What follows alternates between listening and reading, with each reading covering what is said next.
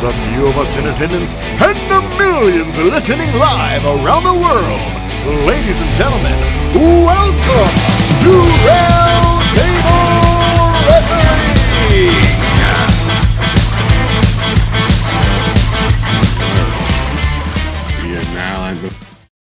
This meeting is being recorded. That sounds so different on Damn, mine. D-Lo, that bitch was yelling at you. This is For so real. different on She mine. yelled at you, I thought dude. What the fuck? I thought y'all were on mine She too. said, this meeting is being recorded. Like, damn, Yo, we let been to me record know. this. recording, mother. I'm glad my y'all God, got that's that. funny. Whoa, this is Kilo's the neighbors first are on their way down. Yo, I heard we was recording. the perks of a new laptop. You get the I new, guess. get the new stuff. Welcome to this Roundtable Wrestling. We got a full table around me around here. I'm the D-Lo show around here. Here we got Johnny Boston, repping the Northeast with the penny. My dog with the penny on me. Oh, come on Here we now. got- That's Il Duce. Hey, Boondock Saints, but dog. Now I know what I'm making my dog for Halloween. Nice. Nice. type shit. Then we got Keith Miller over there What up? repping with his wrestler in the background. Yeah, World that's champion. my homie Chris Caliber. He had a heart attack today, so. Oh, that sucks. Yeah. Speaking on behalf of myself and Keith, and probably you two, even if you haven't met him yet, we fucking love you, man. Please kick out of 100%. this. Kick Yeah, the he's- shit Kick out out, of this, man. dude. Kick out. He's gonna be all right, man. Hell yeah. He's bad. Fuck yeah, He's a good dude, man. top tier, dude. Top tier. I put him up there with Coach Danny Cage, and there's not many people I put up with Coach Wow. Danny Cage as far I as know. up on that Where have level. I heard that name before? He runs the Monster Factory. He runs the Monster Factory. Danny Probably. Cage? I didn't Yeah. know that. You Yeah. probably I heard did that. not know that. Really? Wow. Yeah, I Oh, did he not runs- know that. He runs the Monster Factory, dude, and he's been Monster. doing such a kick-ass job over the last 10, 15 years. It's I've beyond. known that name for years, Dude, and I didn't know. I'm just a mortal man, dude, and I can't fathom the stuff he gets done at that place, dude. It's unbelievable. Yeah. Unbelievable. Coach crazy. of the century, in my opinion. All right. And the last man that is now know about the Monster Factory, a little more information. The Hogan Maniac himself, brother, Chad Big Ton Vandermark. What's up? Going on Hey, with the whole squad. I'm the big screen because I'm the big one. So let's get into some more interesting news we got this week. Jonathan Gresham, he you hear about his situation. He had a stroke in his sleep, couldn't move on the side, and they took him in the ambulance and took him away. So Absolutely devastating. Like just a devastating day for injuries. Damn, people be getting random fucked up. injuries. You talking about the Jonathan Gresham that Jordan Grace is Stocky. Jonathan Gresham. Yeah. Jordan Grace's husband. Yeah. Wow. champion. Dude that was in Ring of Honor and AEW and TNA, right? Yeah. He had that sick That's crazy. Cthulhu mask. That's Dude, crazy. so I want to say something about that kind of rubbed me the wrong way. So I get he said, that he didn't realize, like he didn't believe he had a stroke until they showed him the picture of him and he saw his face. But here's the thing, and they captured it on his ring cam. That's how Jordan Grace knew. She came home and she was like, where the hell is Jonathan? She looked on the ring cam and she saw the video. Saw the paramedics taking him away. We didn't need to see that. No. Why? Why was that picture included in the reports? Like I was just like, man. That's kind of like where I didn't even see the report. I didn't from, unfortunately. I didn't even know that it happened. So was the picture crazy and bugged out? Is that why you? I mean, he looks like he's having a stroke. He's got a stroke face. He looked like he was having a stroke, but he looked like he was maintaining like his sense of humor and his like keeping his spirits up. But at the same time, dude, I didn't need to see that. You know what I mean? Like, Look, I'll just be real with you. They could have like blurred out his homie's face or something, man. That's rough. there was no reason to put that in the news report. You know what I mean? Exactly. It's totally just for shock value. Like, I mean, I mean, without seeing the picture you're talking about, Excuse me. Yeah, it might have been scrubbed from the internet by now, but you'll probably see it over the next couple days. there's just some things that people don't need to see in reports about heart attacks or strokes or even deaths. I didn't need to see Sid break his leg, but they didn't turn the cameras away. I mean, We gonna so turn I away on guess that, don't shit. I guess when he had the stroke, he put the picture up on Twitter. But Yeah. still, But yeah, Especially after that. They had to get all the visual evidence too. Like, That shit is just crazy to me. If that picture was crazy, you guys say, I don't know. from John Gresham to Chris Caliber to Buff Bagwell, man. I hope all these cats recover quickly and fucking efficiently. Buff's Like, got fake legs now, right? And he's like, I dig him. Say what? he had one Yeah, Buff's got a fake leg now, and he like loves that shit. Does he really? I mean, that's what he's saying. He said he feels like he got a brand new leg out of it. That's so awesome. I guess. Good for him, dude. Yeah. That's probably the best thing I've heard all day, dude. Good for him. Buff Love has his new fake leg, dude. Yeah, good. He got 2 legs now. He's got 2 legs now, man. One of them's fake, but he loves it. I'm glad to hear it, man. At least he's keeping his spirits up because I'm not gonna lie, I was worried about him seeing those shots of him in the hospital because he looks like a rough. But the thing man. is, he was smiling the whole time. He looked happy, but that's cameras. He looked happy as hell. And heard of was that Buff actually that he looks that he's gonna be trying to get back in the ring. I mean, it's a gimmick. And the last thing last I knew, he was some champion in Memphis somewhere. Oh, probably. And that was before he had his leg amputated. Vacated it, or if he's still the champ, or what's gonna happen. Well, if he's not sure, man. I guess it depends on how he recovers and how quickly and everything, and how patient Are we gonna have like for example, is it possible that we might have like another Zach Gowen type person? Well, if he continues, absolutely. Yeah. TNA very briefly had a guy that was in the military and he got his leg blown off by an IED, and he wrestled with them very briefly. And it's unfortunate because they did the same old tropes that they did with Zach Gowen.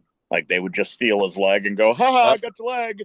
It just got really goofy, and especially they were doing it on a legit. Are you talking about Michael Hayes? Like, they would do it. No. I'm talking about in TNA. In TNA, they did it. They had a guy come in that was ex-military. Yeah, and it was Sergeant something. They just called him Sarge most of the time. Gotcha. And, Michael Hayes. The same thing happened to Zach Gowen rehab. The same thing happened to Michael Hayes. He was down in OVW. But he is very outspoken on veteran rights and stuff. He got blackballed from the business, and now he's in a punk rock band and whatever.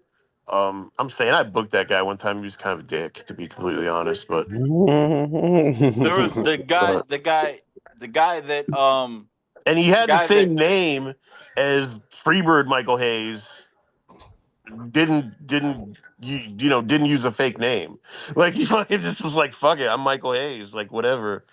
The guy that Johnny's talking about, he was a Sarge in the in TNA, and same with Zach. They used to steal his leg all the time, but with both of them, and they used to do the same shit with Zach and this Sergeant guy, and they might do the same with Buff. With Michael Hayes, you couldn't take his leg off. It was like when they would constantly rip off old ideas and old gimmicks from like WWE, WCW, whatever the case may be. Yeah, Michael Hayes' leg was all the way up. His whole leg got chopped. That's crazy. I never knew that. Damn, I never knew that either. It was like his hip and everything. Yep. And I remember when he came back with the cane. Oh no, it's not that Michael Hayes.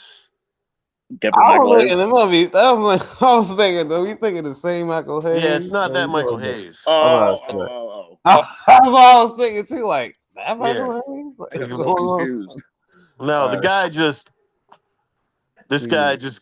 His name is Michael Hayes, and he didn't change his name. He said, "I'll keep it." And having booked him and like being around him, I could see that he was probably just like, "Fuck you, Michael Hayes is my name. You're not calling me anything else." There's a pro wrestler out there now, an indie wrestler named Stephen Flo.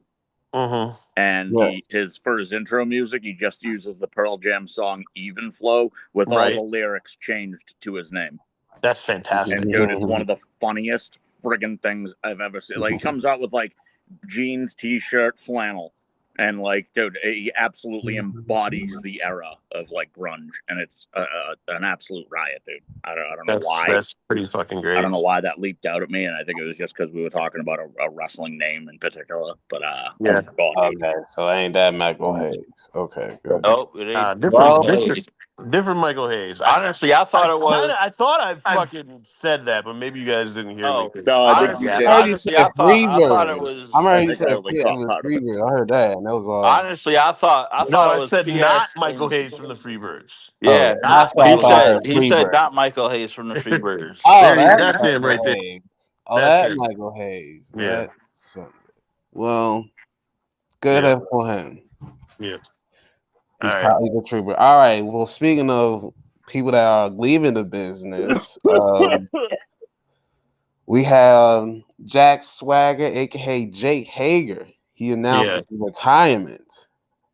Didn't he retire like 10 years ago? Yeah. I thought he was defying for real. He was in Bellator. I seen him do. The only reason he was also in AEW briefly. And, very briefly. He didn't get over at all as a member. No, it wasn't briefly. He was there for a couple days, or I mean, a couple years. Yeah, a couple days. That's what I'm saying. A couple days. A couple days. You're right. And then the only reason why he's retiring is because nobody will sign him. And there's only what I was gonna say is he didn't really get over at all. He was just a guy in a fucking fishing hat in the ring when Jericho was there. He wore a fishing hat. He didn't stand out at all. That purple hat, dude. Everybody used to love that purple hat that he wore. Bro, I like this hat. Yeah. What the hell? But I was told when I was trying to book. I was trying to book Swagger that when he was working on shows, he would bring the hat. He would bring a bunch of hats and sign them and autograph them and give them to people. Hell yeah, make money. Yeah. Stands out. Unique merch.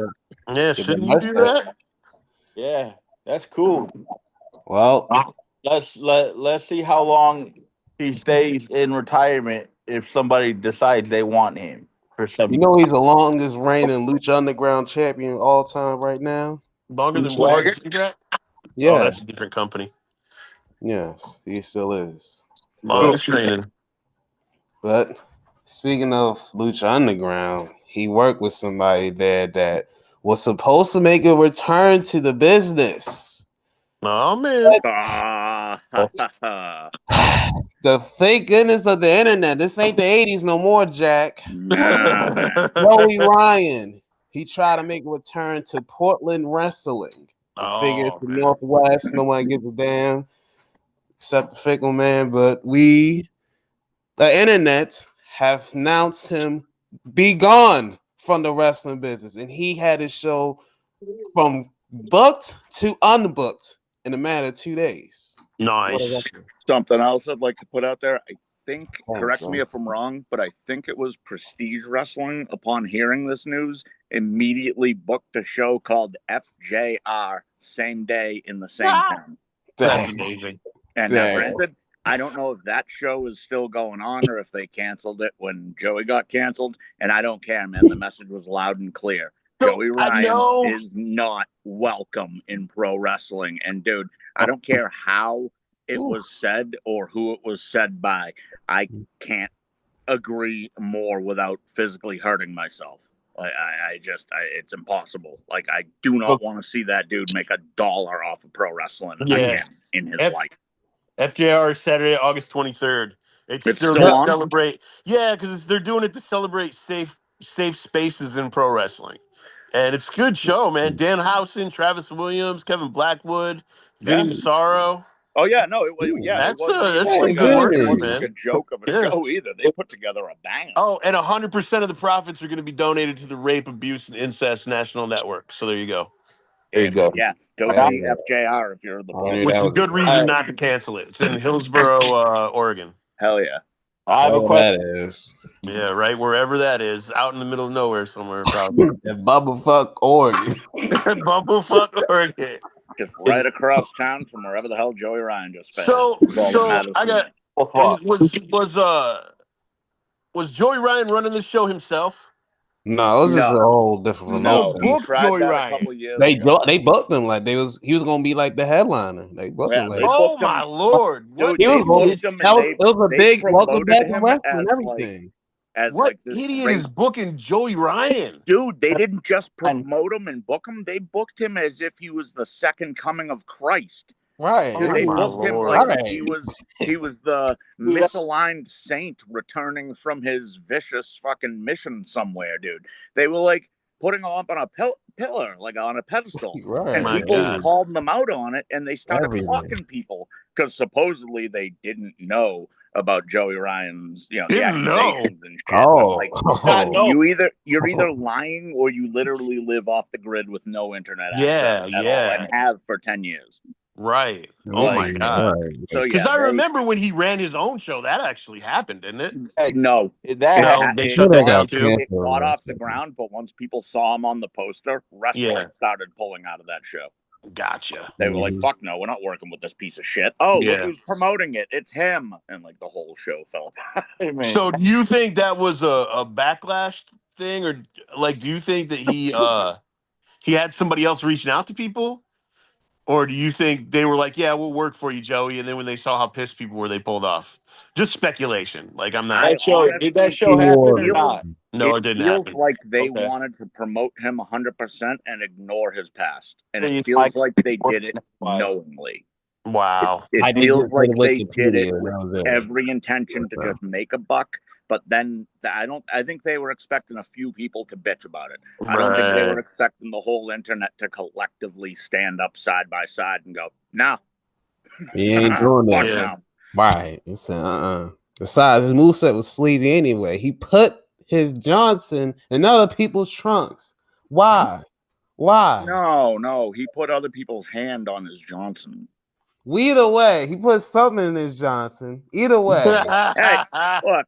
The gimmick was solid for what it was, all right? Because American penis so big, so strong. Okay? That was funny, yeah. Now, for the time being, and you know what? Maybe only the first time it ever happened, maybe. It was fucking priceless because none of us had ever seen it before, and no one in that audience in Japan expected it. It was DDT, right, too? And DDT does all that goofy shit. Oh, yeah, and I still... DDT has fucking invisible wrestlers. Beating someone with your dick. This was in Japan. This was in a Japanese promotion, not DDT. Right, DDT is a Japanese promotion. DDT is a Japanese promotion. Yeah, then I'm an idiot. Maybe it was DDT. You're good. All right. No, I thought DDT was an American promotion. My bad. No, DDT's Japanese. Well, at any rate, he was definitely the DDP champion because I remember he lost it in a dream against his wife. And I thought that was, I thought that was brilliant. I thought it was goofy but good writing. Right. But then he had to put his junk everywhere, including on little kids, and that's just not okay. Like there was one promo that killed him for me, and it was right before the allegations happened, dude. And it was a promo poster, and I'll never forget it. It was for an upcoming show on Easter. And he's got his junk, or his trunks rather, done up like an Easter basket with like the fake grass and like the Easter eggs sticking out of it. And my first thought is, if you dress like that and walk by little kids are going to reach for your junk. And that is not okay. And then literally, I think it was a month or two later when the accusations and all the allegations came out. And to this day, Joey Ryan stands by his innocence. To this day. Because he was never convicted. And that's it. And that's his entire line of reasoning. He was never convicted, and God forgives, so why can't you? That's his whole argument right there. I don't know if you can hear that. I've had the argument with him personally on Twitter like a dozen times, and he just doesn't understand why not a single soul will forgive him and let him back into wrestling. Yeah, because he's a piece of shit.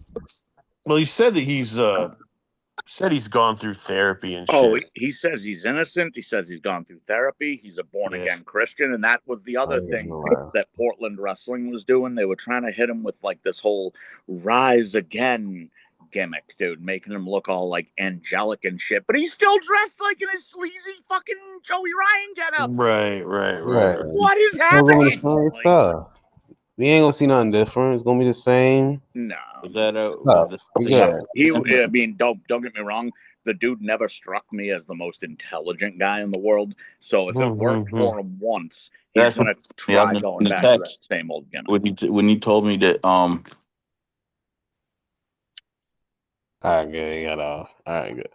All right, we have the last news, our big news of the week, the biggest one. We can say the main event.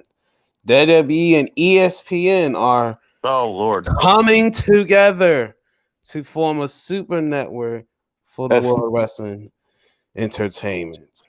And for people like Chad, it's a great thing. And for people like me, it's a terrible thing. It's horrible, dude, because I heard not only you have cable, dude, you'll get it for free. Anybody who has cable is going to get the fucking pay-per-views for free as part of having ESPN. Yeah, but really, look at today's bundling services setup. Who has cable anymore? Chad. That's why I said for people like Chad, it's a great thing. But for people like me, it's a horrible thing. Yeah, no, exactly. Yeah. That's gonna cripple me. I'm not gonna catch any more pay-per-views.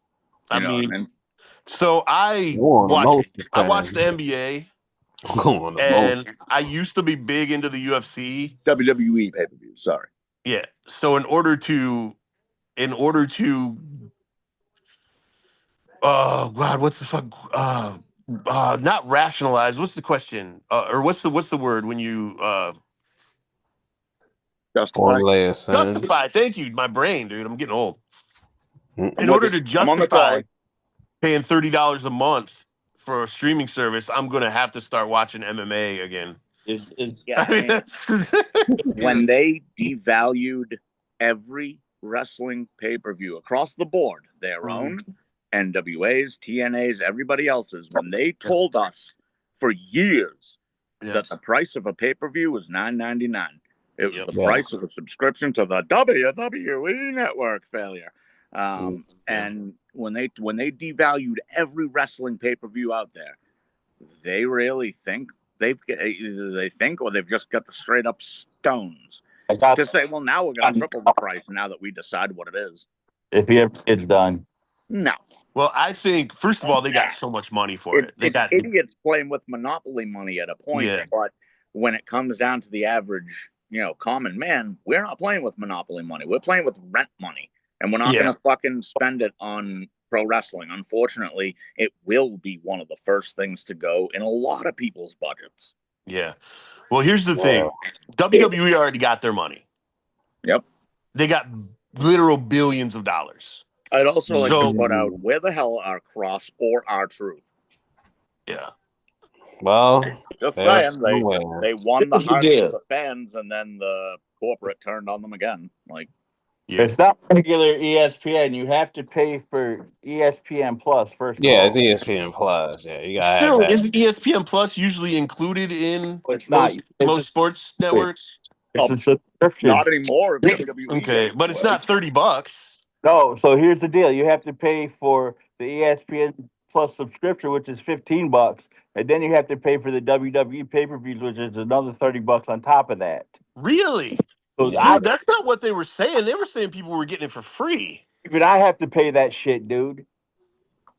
I have to pay $15 a month for the ESPN Plus subscription, and then I have to pay $30 a month to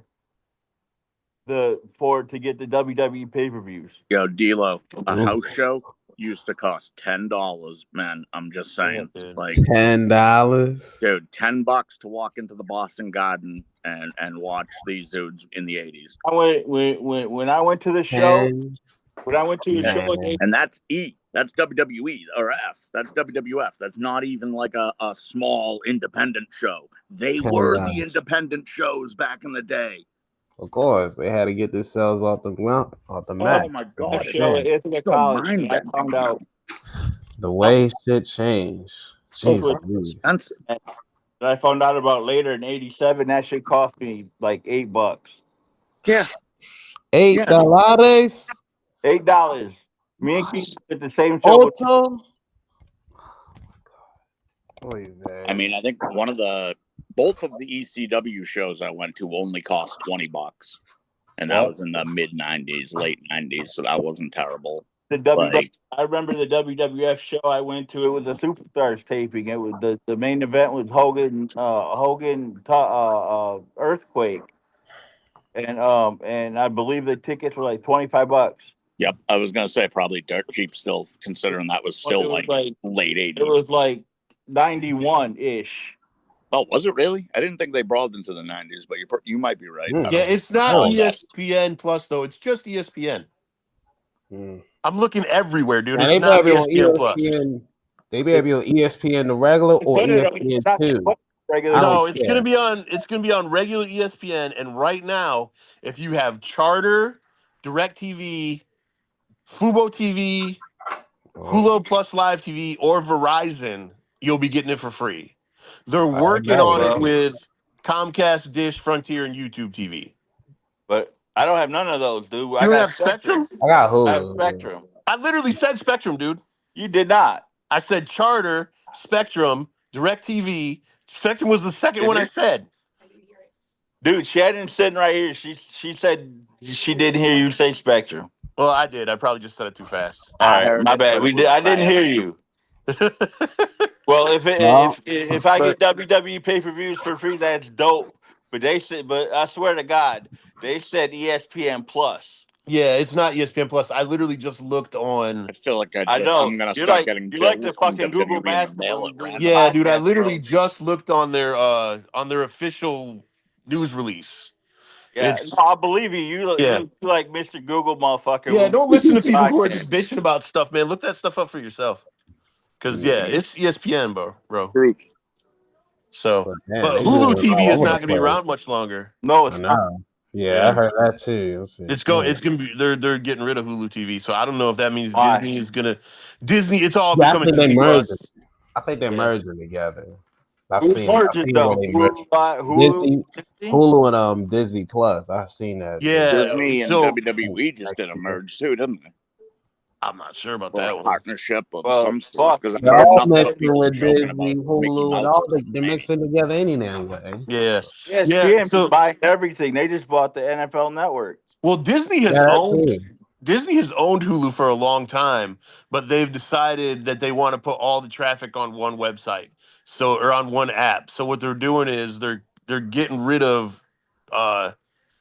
Hulu soon. I feel like this is a literal effort to confuse and bamboozle people out of money. Right. Confusing, yo. But it's all confusing. And dude, like, not for nothing, I am a wizard at math, and none of this makes any goddamn sense other than greed.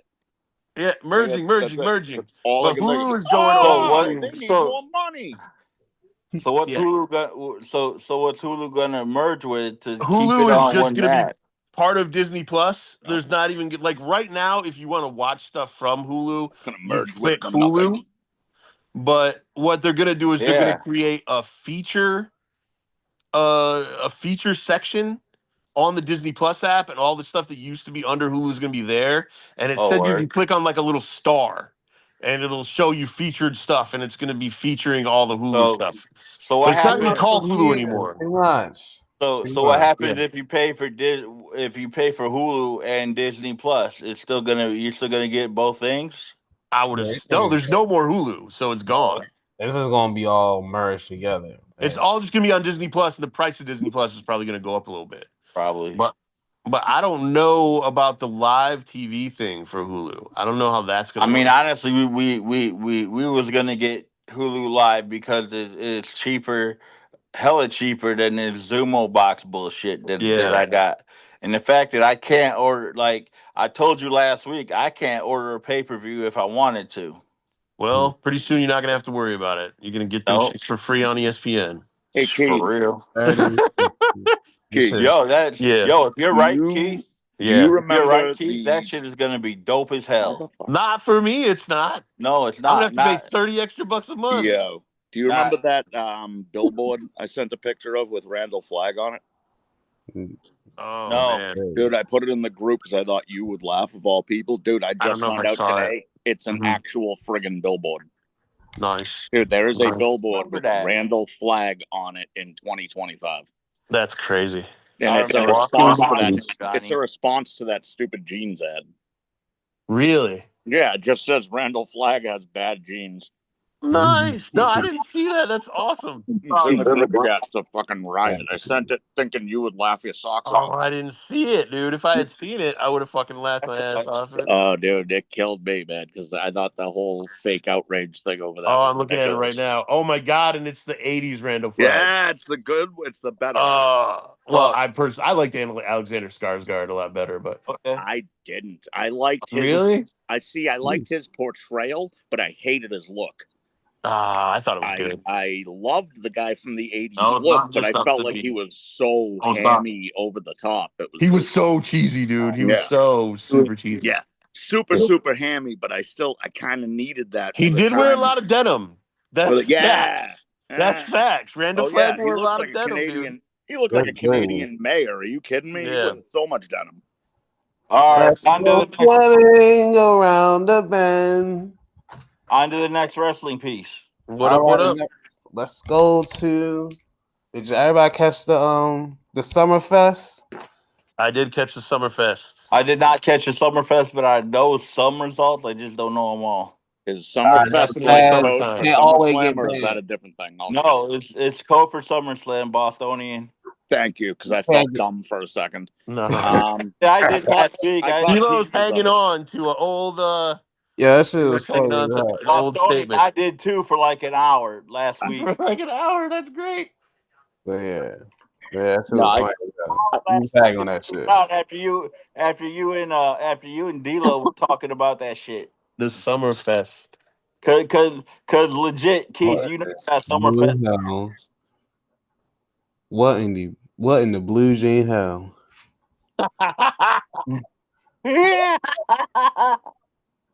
What in the blue jean hell? Like what the? I just see all blue and jeans. I'm like, what is? Man. What the hell? The blue jeanie. All right, hell, baby. All right, enough of them blue jeans. Let's get in this 2 night Flag has bad jeans. Yo, I heard starting in 26 that all 4 major pay-per-views are going to be 2 nights. Yeah, that's what they've been saying. That's what they've been saying. We'll see.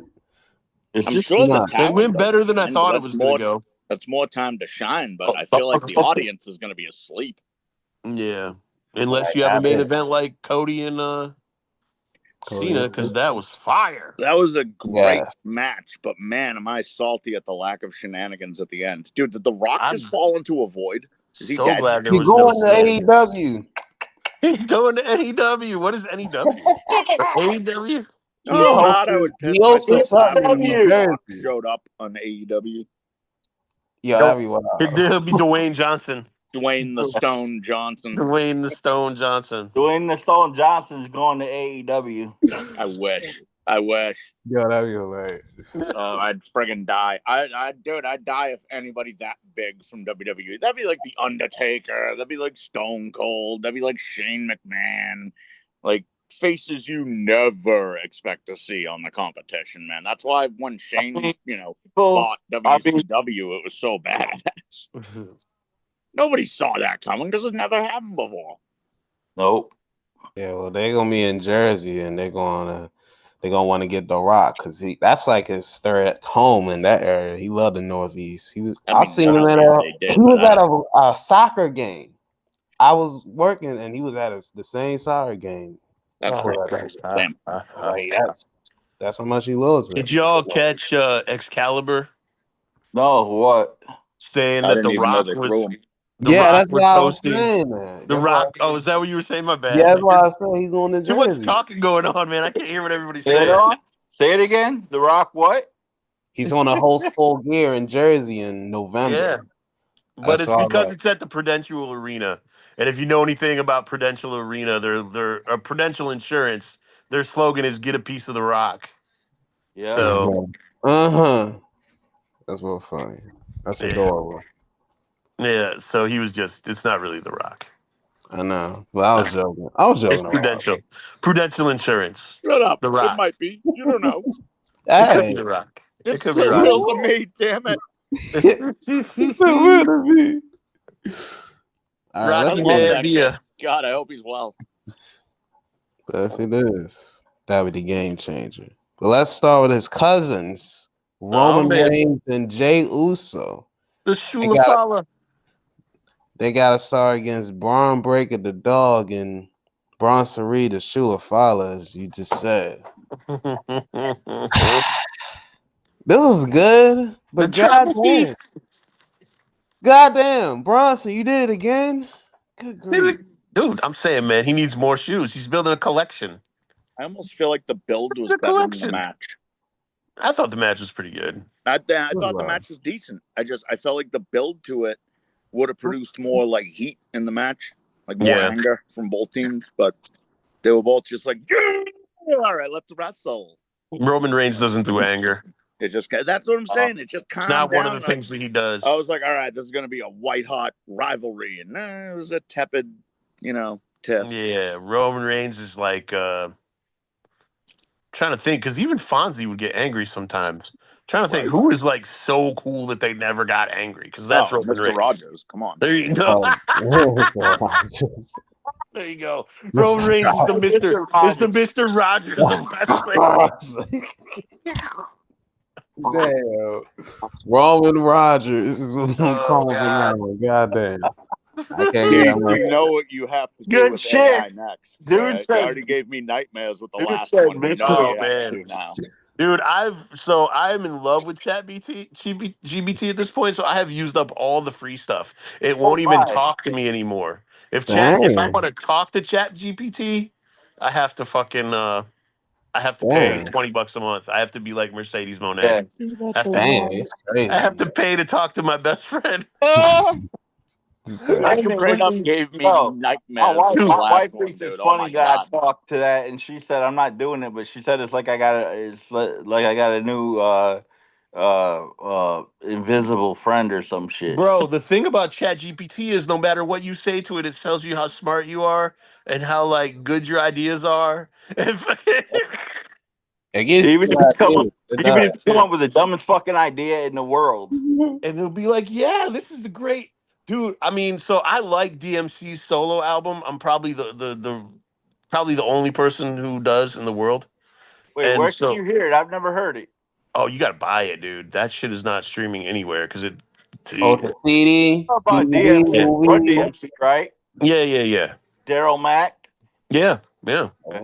So I made. I asked ChatGPT about it and told ChatGPT why I liked it and stuff. And I was like, "Am I crazy or is this valid?" And they were like, "No, you just hear the subtle nuances and understand and blah blah blah blah." blah. And it was like, "Yeah, man." Sounds legit. I'm rolling with it. It made you believe. It did. Yeah. So I feel like I can't go listen to DMC on I can't go listen to DMC on YouTube. Oh, you might be able to find it on YouTube. And DMC has some newer solo stuff up on Spotify. Okay, I know. I was digging DMC new Instagram page about the cookies. I might get some. Nice. DMC got cookies. So DMC got cookies on briefly, Instagram. while we're on the subject of music, do any of you guys listen to The Offspring? Of course. Well, the singer of The Offspring may well be responsible for creating the first successful AIDS. I saw that. This motherfucker cured AIDS. Unbelievable, dude. Entertained me as a teenager, which is a fucking task, and Cured age. Cured age. Yeah, cured age. And they fired their drummer because he was anti-vax. Oh, yeah, because the singer and he's like, look, all dude. those vaxes. Yeah, he's like, look, dude, I make those things. He's like, dumbass, I've been working my whole life for this. Why are you fighting it? Yeah. Yep, so they fired him. That's like the singer of Green Jello just fired his longtime either drummer or bassist because he put up a disrespectful Ozzy Osbourne meme on the day that he died. Oh, wow. Green Jello sucks, though. Shower fire this jabroni. Get him out of here. Green Jello sucks. Ozzy reached out from hell and dragged that dude's career down. Get him out of here. And when I say Ozzy's in hell, that's where he belongs. That's where his throne is. It's not an insult, for the record. Let me hear you scream, baby. That's where he's going to guide the rest of us metalheads for the rest of time. Oh, yeah. Kevin Sullivan and the old man when he gets there. Oh, hey, baby. Nah, when the old man gets there, it's pineapple o'clock every hour on the hour. I don't care what anyone says. Pineapple. I think he's just gonna be. I think he's just gonna be in a fountain of poop. It's just gonna keep on pouring down on his head. Whatever we can do that's worse than that, we're gonna. Oh God! All right, let's get back to the slam. Let's get out of the jigsaw mindset and back into the pro wrestling. Let's get back to the sleazy. Let's get back to Summerfest. All right, there you go. Hell We got it there. There you go. We have Roxanne and Raquel Rodriguez taking on Charlotte for the tag titles. This one had an interesting ending because Alexa, she popped Charlotte in the face. Yeah, she did. She was down for the 1, 2, 3, but Alexa saved her. And then I thought at the end, Charlotte was gonna kick her, but she kicked Raquel. Alexa hit the Twisted Bliss, and we have new tag team champions. What in the blue? In the chick picks in my seeing on my screen. So I'll be the first one to admit that I was very turned away from the idea of that team, and I'll be the first one to admit that was a really, really good match. I thought it was put together well. I thought it could have been about 10 minutes longer. All the matches could have been about 10 minutes longer. Yeah, that's fair. I thought it was really put together well, though, from start to finish. And I got to give all 4 of those ladies credit. That was a really good match. Who watched the Summerfest? I think we all did, but you, bro. We all did, but you. I only caught bits and pieces. I'm not. I didn't memorize it, but. Should I watch the Summerfest? It was good. Yeah. The matches were short, but it was good. Both nights were good? Yeah. I feel like if you fast forward through all the commercials for both days, it'll go by like a traditional SummerSlam. But but when you're on Peacock, you can't fast forward through the commercials. Yeah, they don't let you fast forward through live events. Well, not you can live, but you only can if it's not live. Yeah. That's why whenever a pay-per-view starts, I'll just pause it for 20 minutes. Nice. Give myself a little. That's what I do too. And then you can fast forward through the commercials. I love commercials though. Hit or miss. If it's commercials let me know what's going on in the outside world. If it's Super Bowl season, I'll watch them because you never know what you're gonna get. Yeah. But for the most part, man, commercials irritate the bejesus. Commercials are my news. I'm like, oh, there's a new something movie coming out. Oh. Someone's got a new sparkly drink. Like, that's how I fucking find out about stuff. I don't like commercials. That's why I got a DVR so I can record everything and just I always watch commercials. Commercials are like little mini movies in between whatever I'm watching when I'm movies. I'm crazy, dude. I don't know.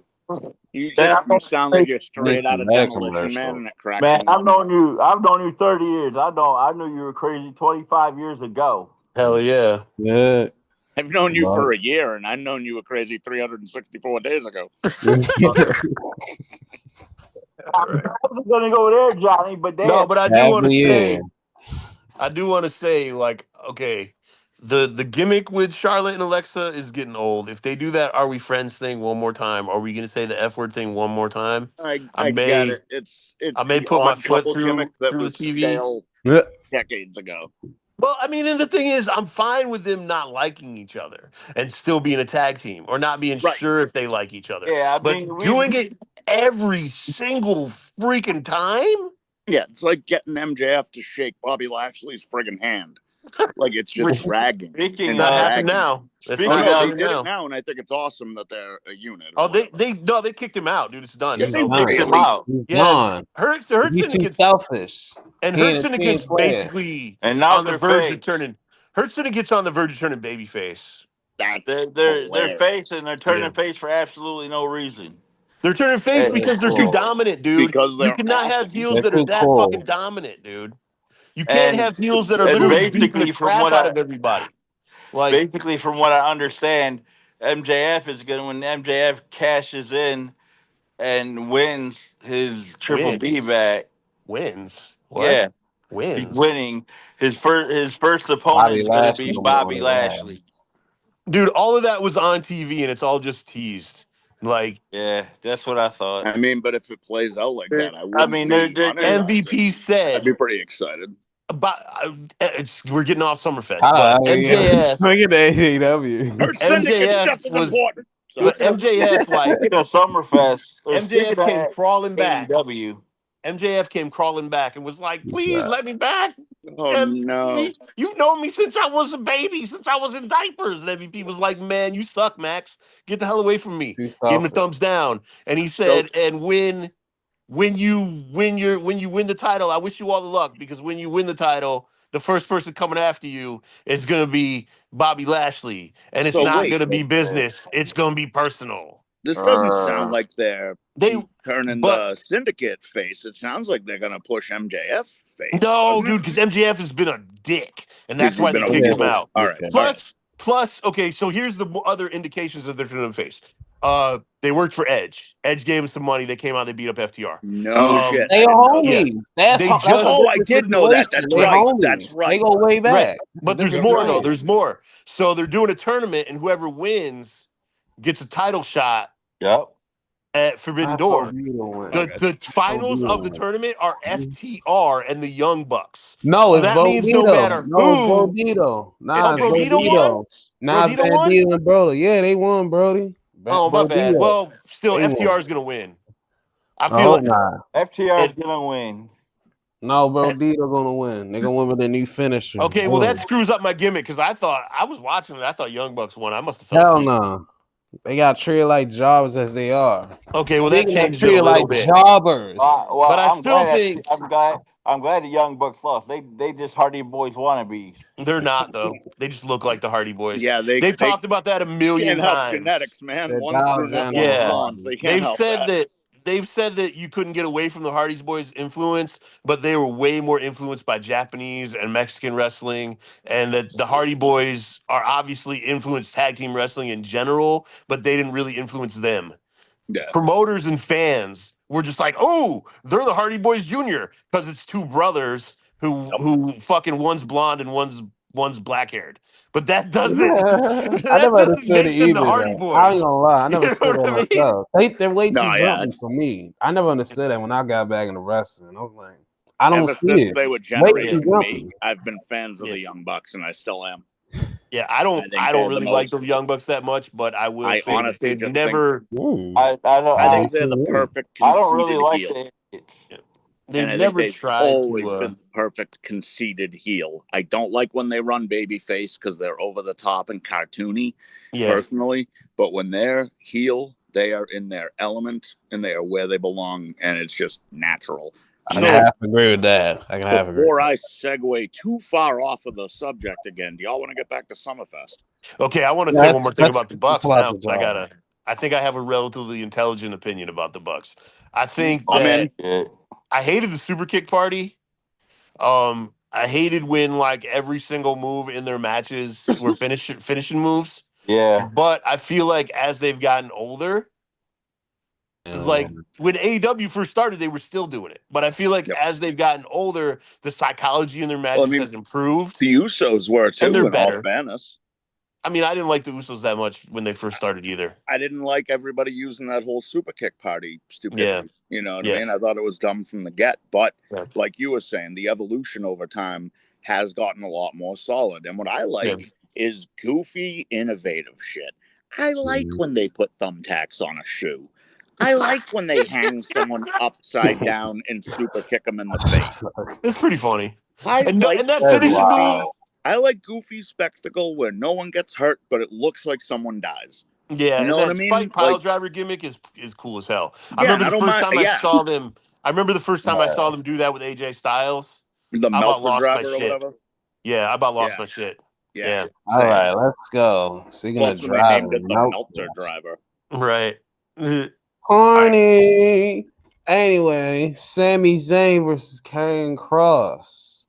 This one was emphatically weird. That's why I was saying it was weird match, man. And it was when they handed that after that pipe came to action. It was kind of weird after that because Cross was about to use it, but Sami avoids it. Then it was like nobody could generate. Sammy nobody could generate a reaction from the fans at that point. The fans were just like, "Whatever, dude. Somebody pinned somebody."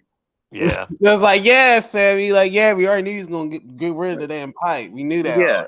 And then hit him with the pipe, get rid of it. Whatever, wheelchair. Like it was. And then exploded in this corner. It was very strange. But again, I thought both of them looked physically as impressive as they ever have. I thought they both were very smooth in the ring and looked proper and devastating. But seriously, that crowd, you couldn't have got them more into it without lighting them on fire. Yeah, and I don't know why. It needed to be an Inferno match. Yeah, something. Speaking of Inferno, anyway, they was speaking of Inferno, Scarlett was out there. Oh, yeah, that's what I was saying. You know what?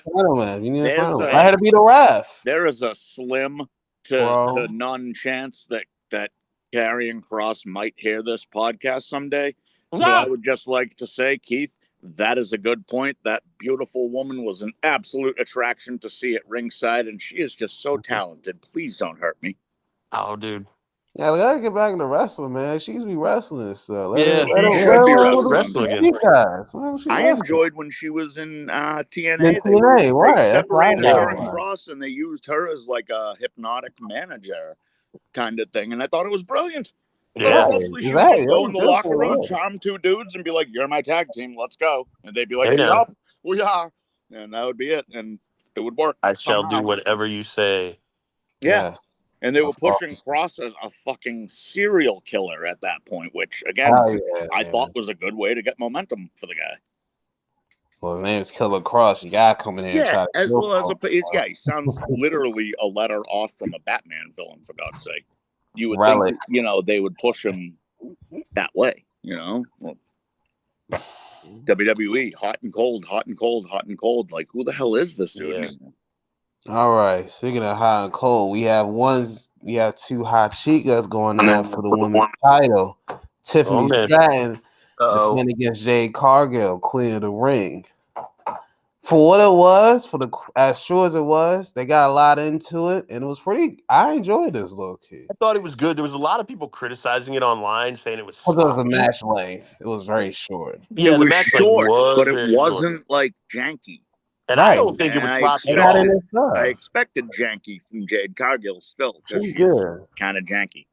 Yeah. But no, I thought the match was short but really smooth. I thought it went well. I'm gonna say this about every match. Give me 5 more minutes. Yeah, maybe the jiggle physics were just turned on in this match. I wanted more of it, but I mean something. No, I thought it was a good match. But again, every match on the card. Give me 5 more friggin' minutes. So, did you guys watch the new post show? Do you guys watch it? No, I don't watch the post. I don't remember who's on it now, but I lost it.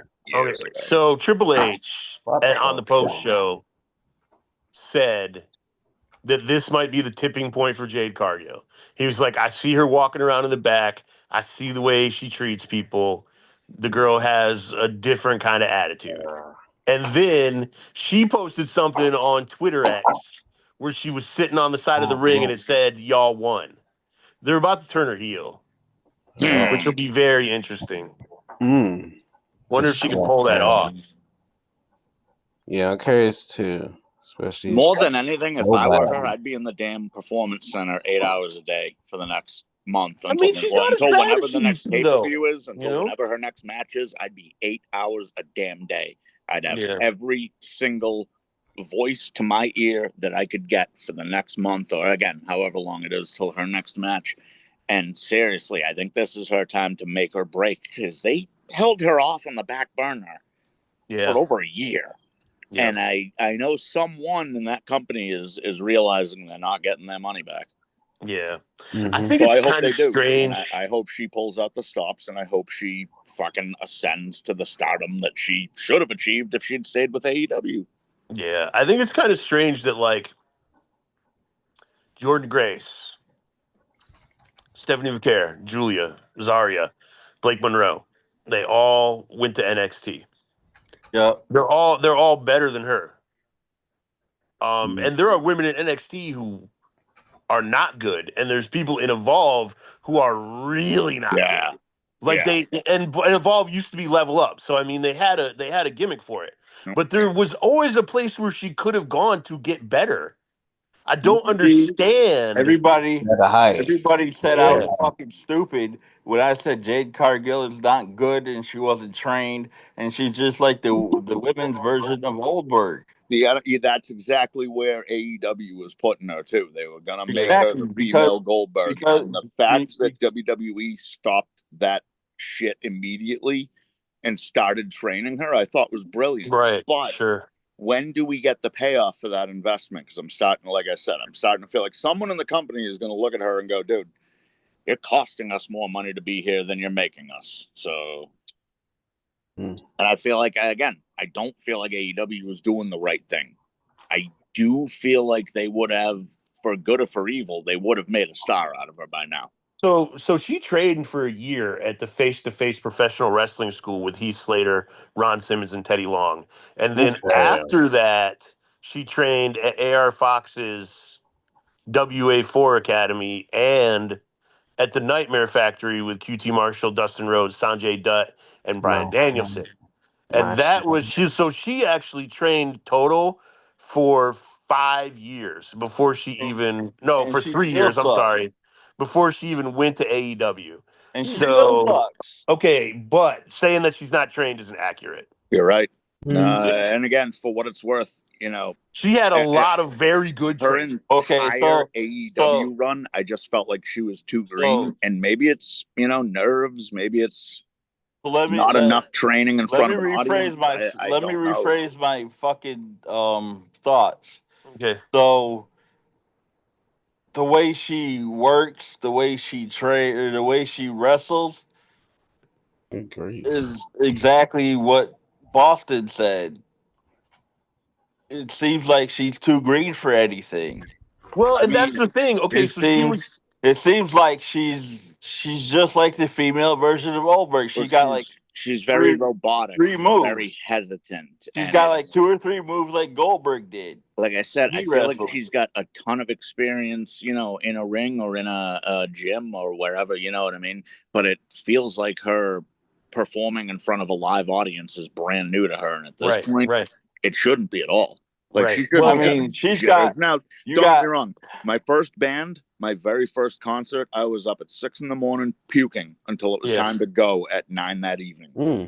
And it was just a rough day, but then it was awesome after that.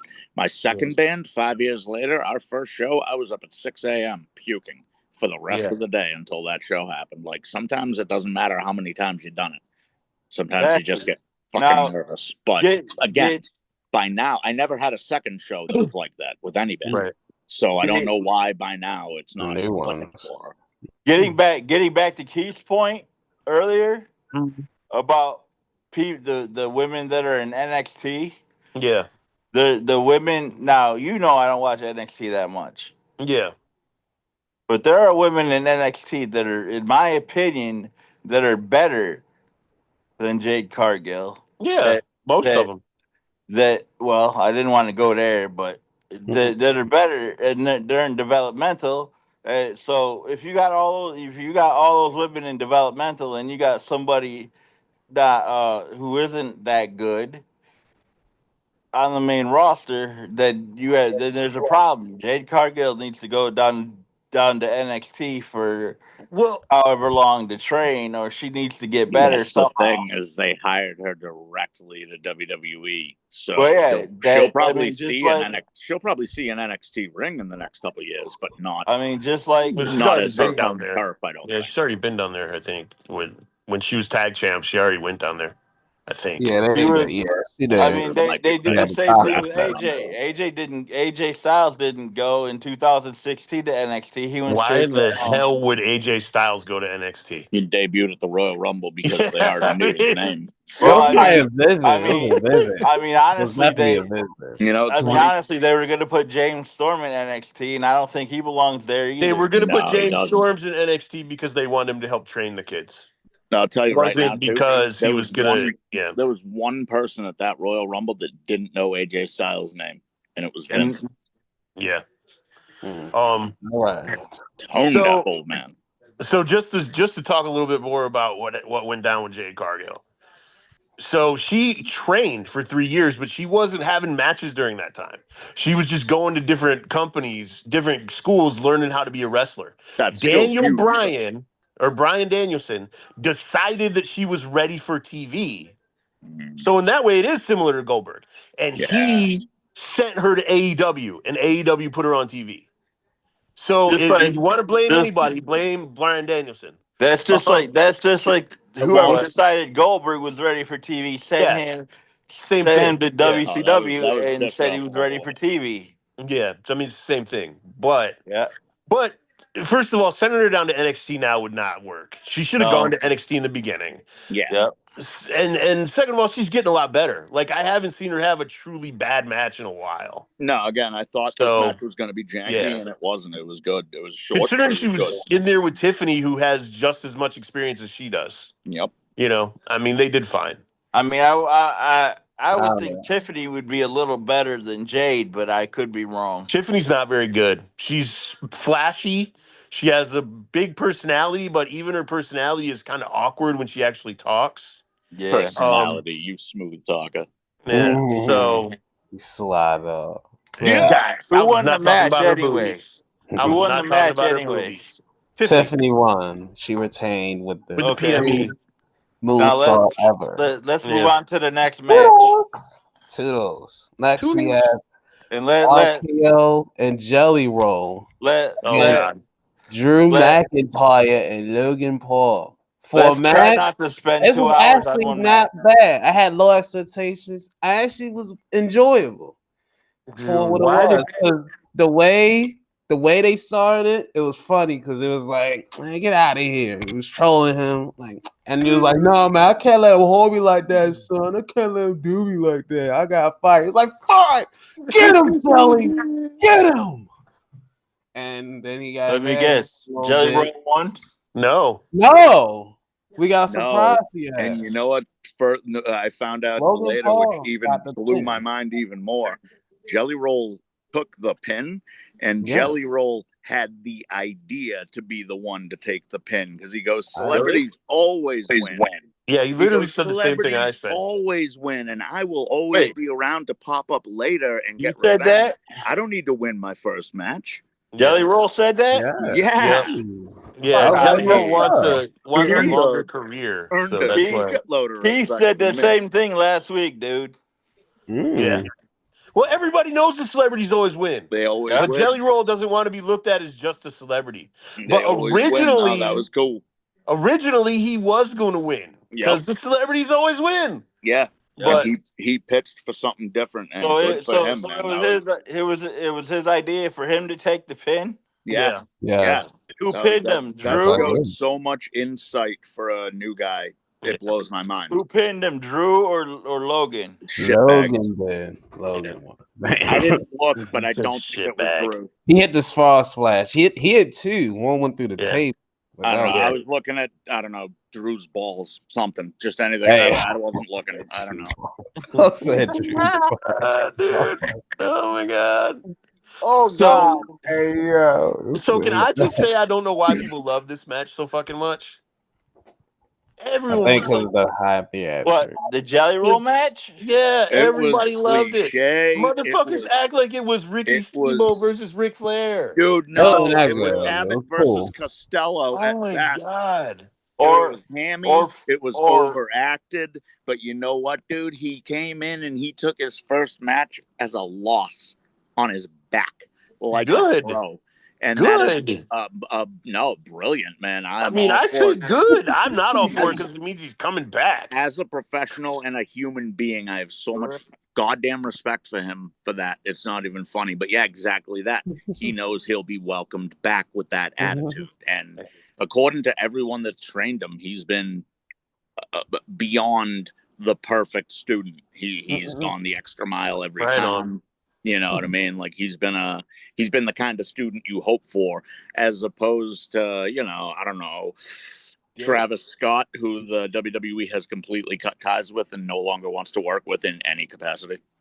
I mean, my take on the match is this. I thought it was awkward in the beginning. I couldn't get into it. It was really weird. Whatever they were trying to do didn't work. He didn't, Jelly Roll didn't dolo Drew McIntyre in the ear, though. You know what I mean? Like at fair. the end of the match, like Yeah, to be all fair.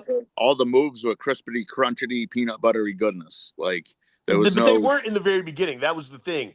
All It right, was no, like no. Yeah, the yeah. very You're beginning was absolutely like an right. indie No. match where The you start, got I two. remember saying the start of that match was kind of like old people fuck. It was slow Yeah. and sloppy. Yeah, But where you get once fucking they got Orton in, it was pretty much fire from then on out. Yeah, but where you get two kids in there and they're both like, "Oh, what do we do? How do we touch each other?" That's what it seemed like in the beginning. You're right. And No, and you're then absolutely right. and then Jelly Roll obviously I blame was that. like, "Teach me how to wrestle like Ric Flair and Dusty Rhodes." And he started doing Ric Flair and Dusty Rhodes stuff, and that was fine because he'd obviously been taught how to do that. So I mean, it was fine for what it was, but it wasn't like what everybody's saying. I mean, No, it's not. people It's are not the really, pinnacle of pro yeah, wrestling, but I did enjoy it. I'm not yeah. gonna lie. But I mean, it was a no, fine match, but people are really acting greatest. like it was like flawless and No. great. And I'm For just me, like, it was more of a good showing on Jelly Roll's part, if anything, and especially Drew McIntyre and Randy Orton. I mean, for the three of them to carry Logan Paul through an entire tag team match is fucking. It's brilliant. It's monumental. All right, that was Jelly Roll's first night. And they carried that wet turd through the entire match, and no one got mad. So I thought it was Do you brilliant. know people hating Logan Paul so much is making me start to like Logan Paul? Because I'm like, there's got to be something good about this kid. Is anyone as genuine as me, though? I mean, I don't know. Everybody fucking hates that kid. Everybody hates his ass. As they should. Yeah. As they should. All right. Didn't you just find religion? You should hate him more. I mean, maybe. All right. In the main event of night one, we had Gunther, the Ring General, versus CM Punk for the world title. Worst match ever. I thought it was long as hell. Yeah, it wasn't good. It was long, and then when Gunther saw his blown blood vessel and everything, just started going chaotic. He's like, "Oh my god! You made me bleed my own blood." What happened? Like a mix of Nelson got from like The a bloody Simpsons and Matt nose. Transit. Like, yeah, Gunther got like a bloody nose, and apparently that freaked him out because he's never bled in his entire life, and he didn't know how to react, so he just went into a coma and lost to CM Punk. Yeah, you 2 GTSs for that. That whole thing was so dumb. Yeah, I agree. What? Like, you're literally putting Godzilla up against a returning veteran wrestler who's in the twilight years of his career. Now, hopefully, maybe I'm wrong. Maybe he's got another 10 in him. I hope he does for all of our sake, because I think he's entertaining. Pepsi Phil makes me laugh. I can't help it. But nah, man, that just didn't go the way I expected it in any capacity. It felt like Gunther just got the shit kicked out of him. Like, I mean, I knew Punk was going to win. Monster that we've had. I knew Punk was going to win. I thought he was going to win, but I didn't think he was going to beat Gunther to death. Like, I knew he was going to win, but we got a little extra because Seth freaking Rollins He comes out here on his crutches. He's selling the I leg. forgot about dessert. He's selling the leg. He turns around. So I'm gonna get you, punk. One day. He turns around. One Drops day the is crutches. today, baby.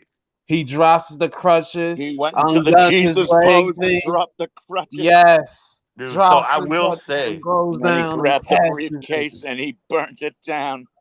Yes, he I burnt believe in CM Punk. miracles. He I burnt believe in CM Punk's miracles. brains down. Yes, I he believe did. it. I believe in miracles. I'm I believe. looking outside and it's still 2025. So no, the only thing I believe in right now is taxes, death, and Joe Hendry. Well, I believe in miracles. The fact that Seth Rollins was so badly injured and his hatred for CM Punk healed him, that is a miracle. That is a miracle. And I believe in miracles. The Messiah. Praise be to thee, Paul Heyman. The Messiah is back. He spoils everything. Or he made everything better. Praise be to thee, O wise man. Why? But why did CM Punk get out of Dodge? Why did he sit there and take a breather? Like, this is why we tell him get out of the ring. We tell him baby faces don't run, man. Baby faces don't run because it's in the script. or baby faces don't run. Everything's in the script. That's how it works. But baby faces don't run. No, right. they don't. All right. You would have thought Punk would have had a friend in the back that might have helped. No one likes Punk. Just one, but you're right. Nobody likes Punk. No one likes Punk, man. But still, there's got to be somebody that hates Seth Rollins then. All right. Yeah, Sami Zayn. I mean, Roman Reigns. Sami Zayn. Roman Reigns. Roman Reigns should have his shoes on. Roman Reigns couldn't run out there barefooted.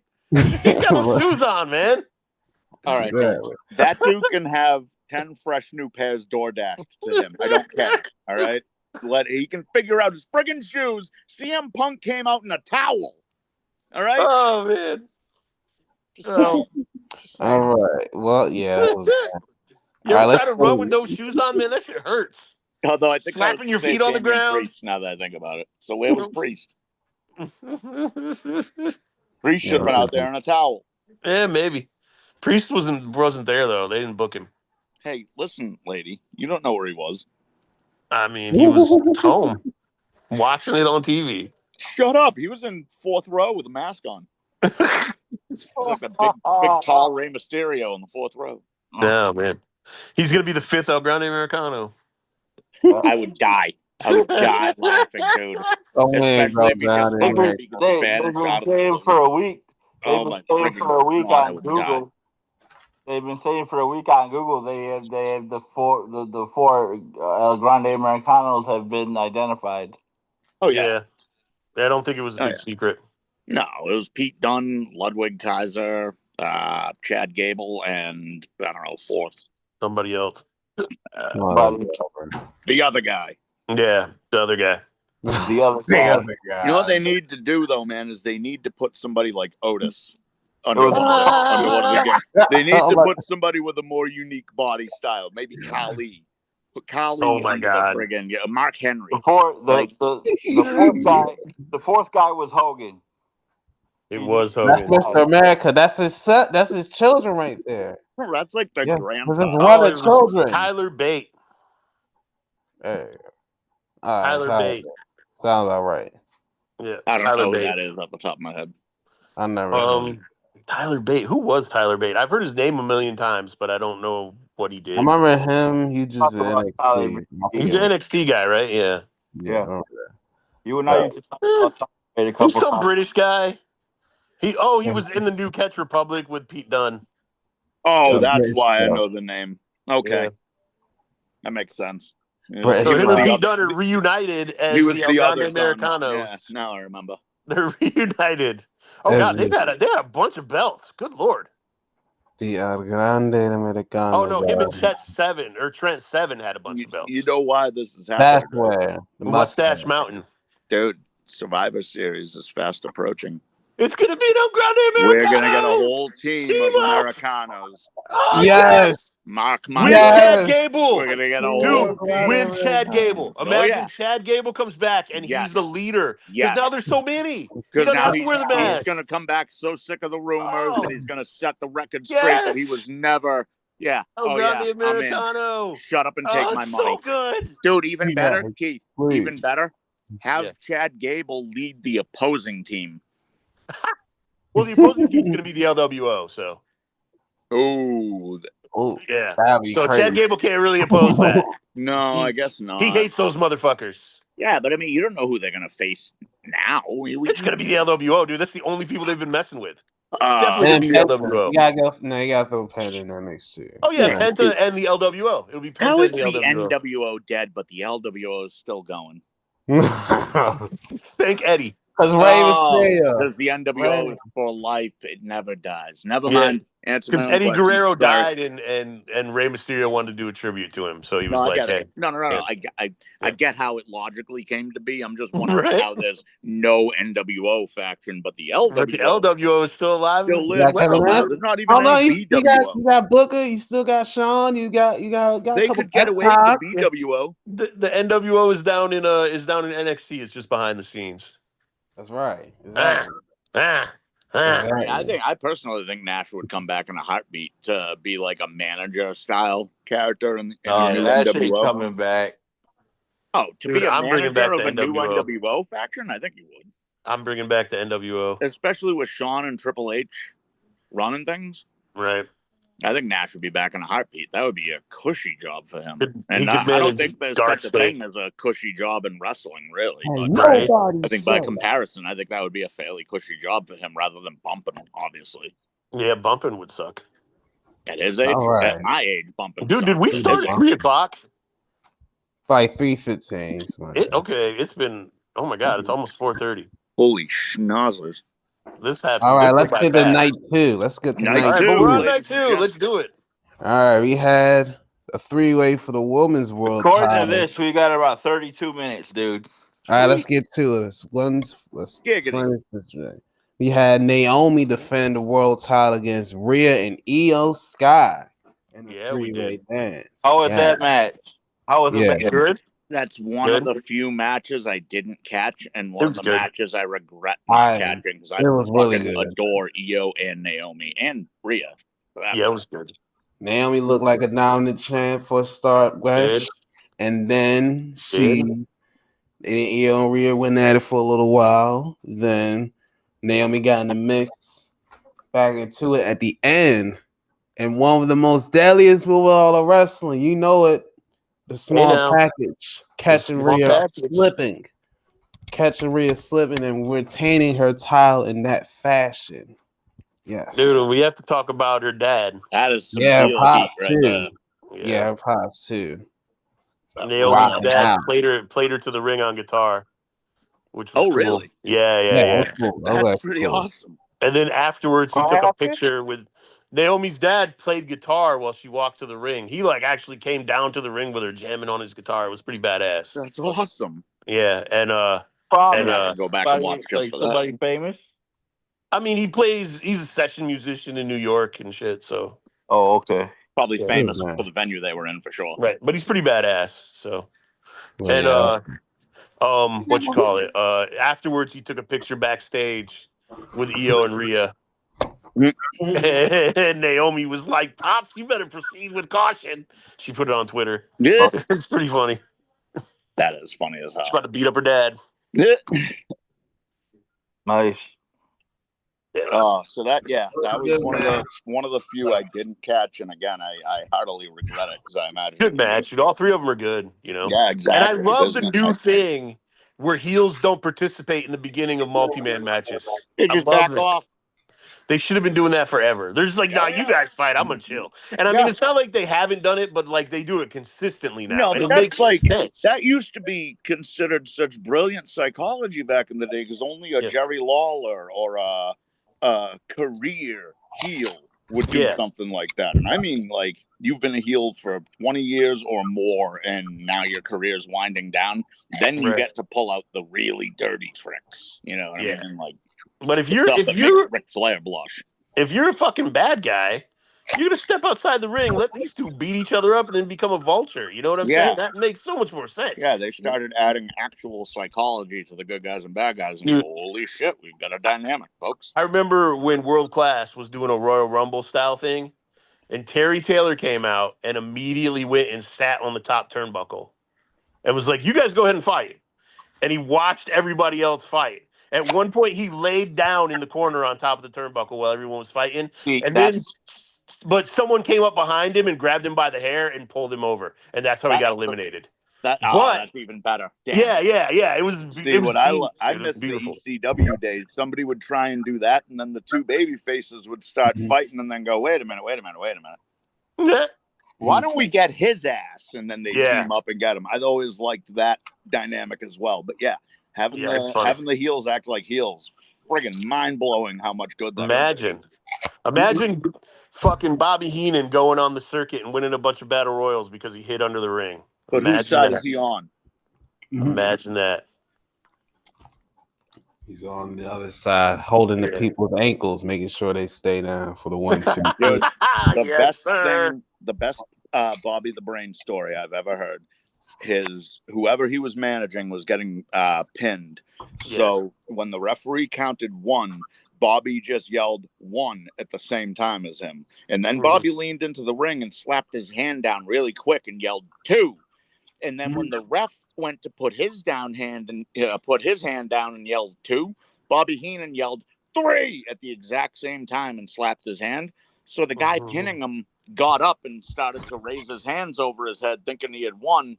And it was only a 2 count, and Heenan just kind of slipped it into a 3 count. Dude, greatest story I've ever heard, and I've never seen it replicated. That's great. That's wild to me that I've never seen it done. You know what I mean? Like, in all the years I've been watching, nobody's ever tried to copy that. Because it's so hard, you got to replicate. Right. You got to be a master at what you're doing. You got to have literally an extra eyeball on everybody in the ring. Right. To be fair, man, he just had that natural knowledge. He knew where he was. He knew where everyone was at all times. They called him the Braid for a reason. Yeah.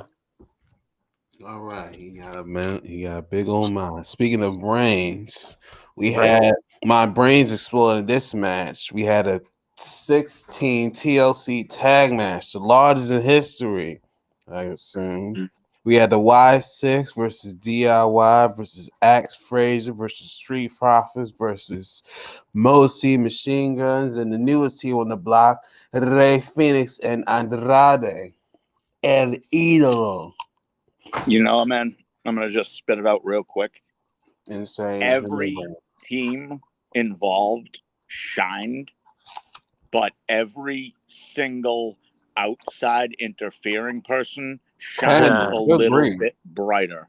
Yeah. In my humble opinion, dude. Like, I thought that match was top tier. I thought it pulled out all the stops. However, I do have one minor complaint with it. It was literally the definition of a spot fest. Line up, wait your turn. What do you expect, dude? It was 12 to get your shit in. And then until then, just stand outside and kind of flounder with the others until somebody lands on you. It was like 12 fucking people. That's what I'm saying. There was too many people to really organize it. What they should have been doing is pulling off 2 spots at the same time involving 4 teams. And that would have not only helped with the fluidity of the match, but it would have helped break down, it would have broken the whole match down in a bracket style. 2 teams get dropped. Then you've got the 2 teams that dropped them facing each other while 2 more teams are in the wings ready to get their shit in, rather than 2 teams working together while 4 teams stand around outside looking at the ceiling with their thumb in their butt. Yeah, I mean, I only have one takeaway from that, and it's that Johnny Gargano will no longer be able to be a voice actor when he retires from wrestling, and I'm very sad about it. Dude, what about AJ Francis landing on his fucking yam bag? Okay, so what about the fact that the only person who got hurt in that spot was Casey Navarro? Oh, dude, yeah, I can't explain What that. the fuck? I can't explain, dude. I watched Top Dollar, whatever his friggin' name is, AJ Money Butt, whatever the AJ fuck. Franchini. Dude, I watched him land on his scrotum on that ladder and not get hurt some friggin' how. He transferred it all to his tag team partner. Yep. And I don't get it, dude. I legitimately, that was the worst landing on a ladder I've seen in my life. And somehow he didn't break a nail. Like, if AJ Francis had gotten hurt, maybe we'd be getting, dude, maybe we'd be getting Richard Swann and Casey Navarro as a tag team. I thought both his balls and his legs were broken. Yeah, it was crazy. Like, that was the most ridiculous landing I've seen in my life where no one got hurt.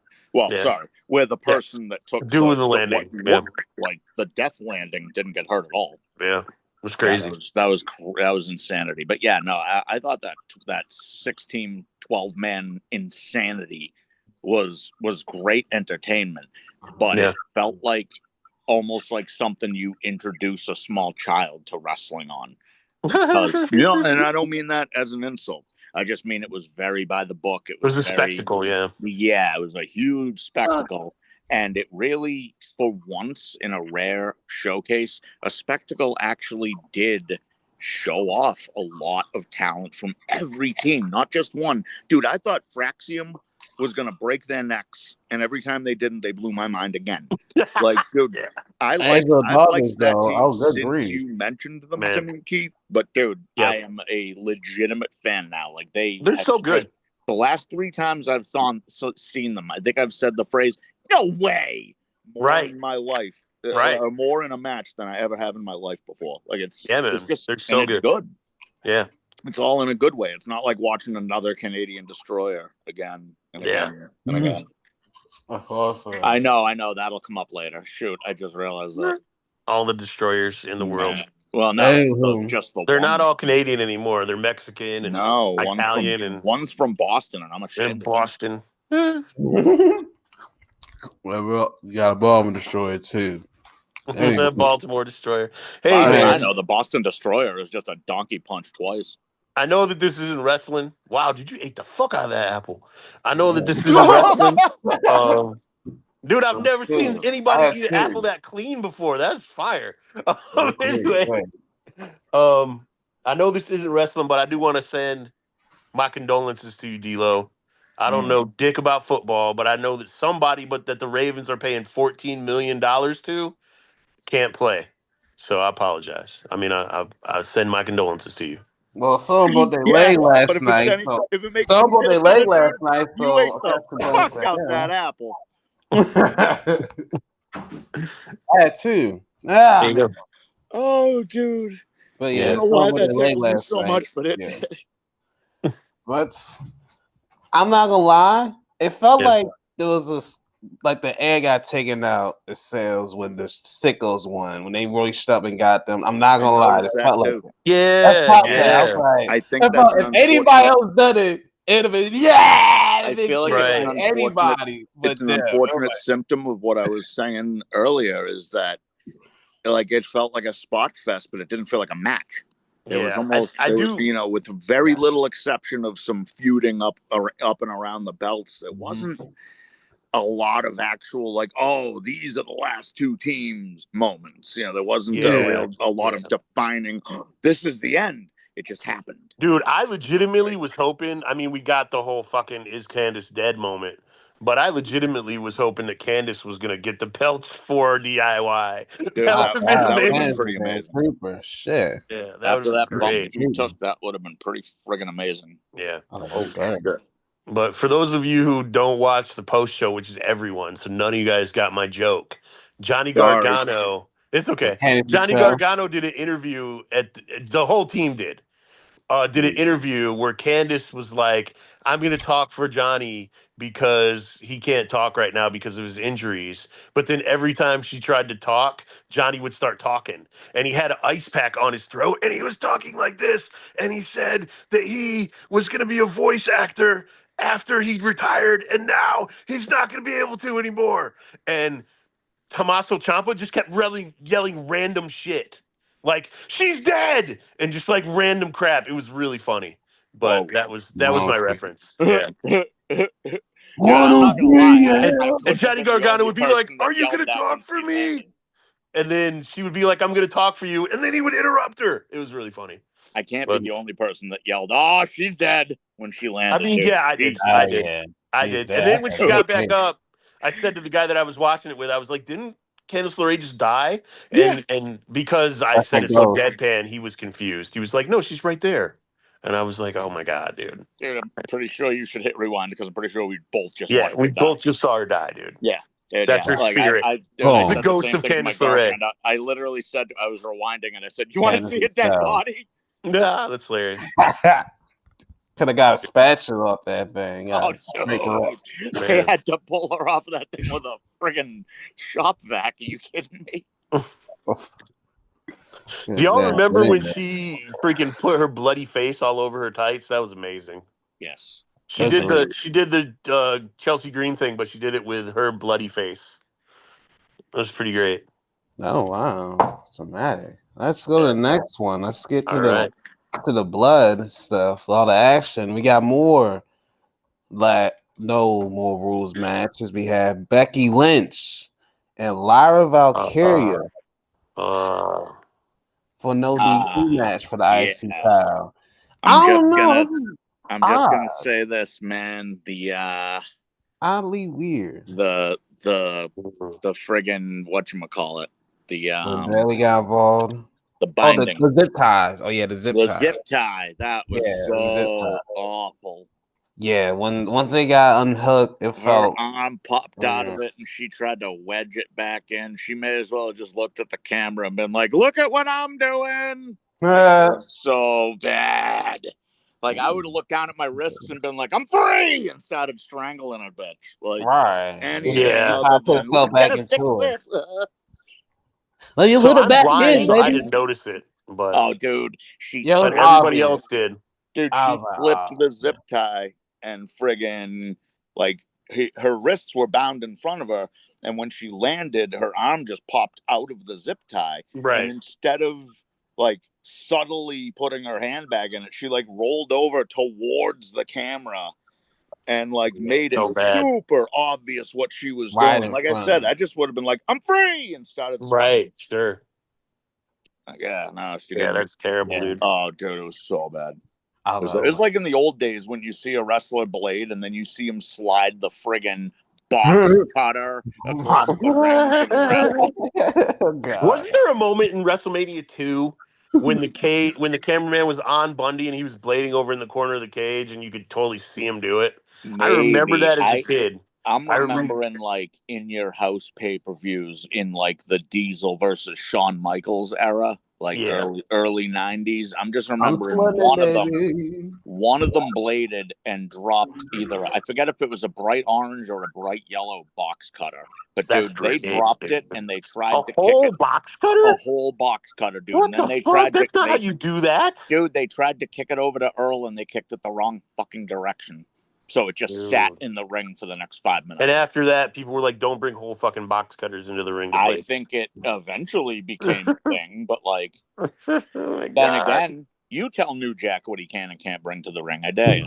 Fair. Go tell him now. I dare you. I do not want a paranormal bitch slap, so I'm not telling him. Well, you better duck by a week. You're gonna tell him no. So you better. Okay, but Bailey came out in this one too. And that was the way she came out kind of odd. Unexpected for sure. I said she was going to turn heel in this one. She almost did, but she threw whoever was down and said no. Yeah, no. Threw down the gauntlet and decided to go good guy. I'm not gonna kill Lyra. That was literally she wanted to kill her. Right. Oh yeah, she had a crowbar. That's what it was. Sometimes being a good guy is just not beat her in the head with it. That's gonna kill you.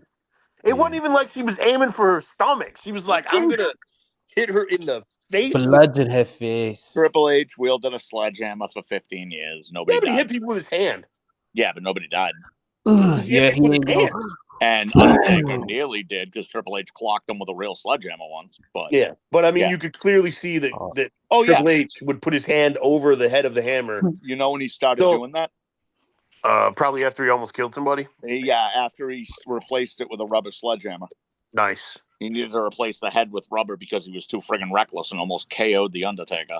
That's hilarious. Because he didn't do it swinging it even. He went never to swing swung it and fumbled it. Yeah, he never swung it. Somebody's like, dude, maybe don't bring a real sledgehammer anymore, dude, if you're gonna be, fumbling the ball. Rubber sledgehammers hurt a lot too, though. I'm not one? gonna argue that, dude. They don't feel good either. Somebody said they took that rubber sledgehammer to the fucking forehead because Triple H thought, rubber sledgehammer, you'll be fine. No, rubber sledgehammers hurt too. No, that really had bad. to hurt. Rubber sledging? I would not take that. That sounds no, dude. Yeah, rubber sledgehammers hurt too. I don't care how many zeros you're putting on my paycheck. I ain't taking nothing to the friggin' head. Ugh. There's Candice LeRae's bloody face gear too, just so. Oh, dude, yeah, she got. It was down around the waist. Yeah, she got rocked, man. Good on her for walking away from that, because I don't know if I would have. Fucking trooper. I'm all fat and bones. But yeah, I'm upset about the finish. Bailey. Yeah, she popped Lyra out of nowhere for no reason, being nosy, and cost Lyra's ever going for the IC title as long as Becky Lynch has it in her grasp. Yeah, that's. But now Bailey's gonna win. I've never liked that stipulation. I don't even care who the title's on. I can't stand that. Well, if you lose, you can't challenge. Yeah. Shut up. So like na. Yeah. It's up there with the we'll have a match at the pay-per-view, but if you lay a single hand on me until then, you lose your championship match. That's always been one. So when I was booking, I did a thing where it was a match for a contract. And I gave the contract to the person who won, and then I gave the contract to somebody else because the fans were like really behind him. And then the other two people, I told them that, one of the other two people was a heel and he was complaining. And I told him that because he was complaining and stuff, he was never going to get a contract. But then I had a manager bring him back in as part of a tag team. But the deal was that he could only wrestle in the tag team. And then 2 years later, I just had him wrestle a singles match. People forget. People would have forgot after 6 months. I was like, man, I backed myself into a corner with this one. I was like, yeah. Sometimes you paint yourself into a corner, and then pretty much all you can do. I need him to be in this. All you can do is hope that people forget it. Kind of like how JBL, was forced to never wrestle again in WWE, and then showed up the next night on the other show. Yeah. Oh wow. Come on, man. I got to pull it off. It was a loser leaves WWE match when it went to pay-per-view, and it was a loser leaves Raw match the next night. Of course it was a Raw match. Oh, dude, it was such bullshit. Yeah. Such bullshit. It was supposed to be loser leaves WWE. No more JBL. Bye-bye. But no, it was a loser leaves Monday Night Raw match because he said so. Because he needed to go to SmackDown and become a wrestling god. Why? He had to change the rules because he's a wrestling god. Yeah. Hi, puppy. All right, next we have, next one, we have a family affair. He started late because he was sleeping. Sol Sikoa and Jacob Fatu for the U.S. title and a steel cage. I don't know. This one was odd too, but the ending, all the Tongas come out, of course. No, I didn't even hate that. It was just again. The whole match felt rushed. It felt all the matches felt rushed, so that's the thing.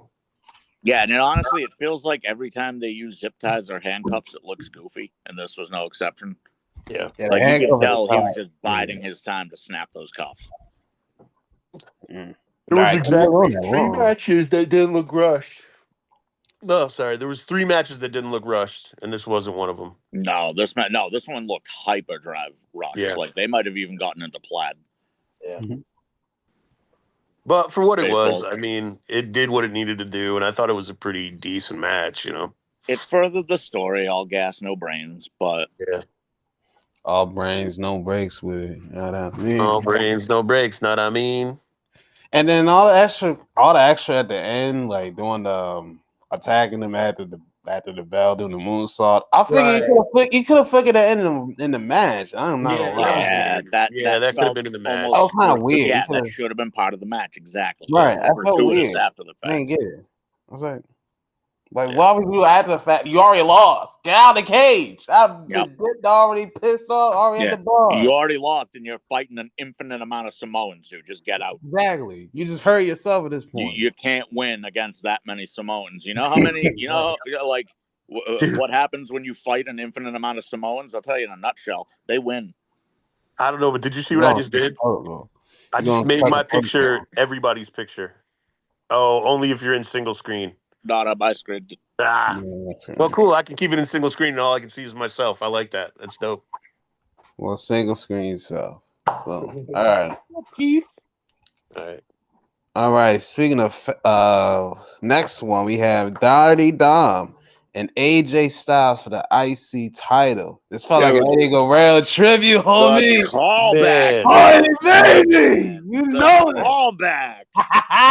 So good, dude. The callback. Yeah, that was. My Tia Hermano would have loved this one. I love it. I'll be honest with you, man. I kind of thought the ending was shite, but I thought the entire match was fucking great. I think highly of the two of them, man. But the entrances alone were enough to shut me up for the rest of the match. The entrance, was that AJ's kid with the blonde hair? That was fantastic, dude. AJ Styles' entrance alone was enough to shut me up for the rest of the night, dude.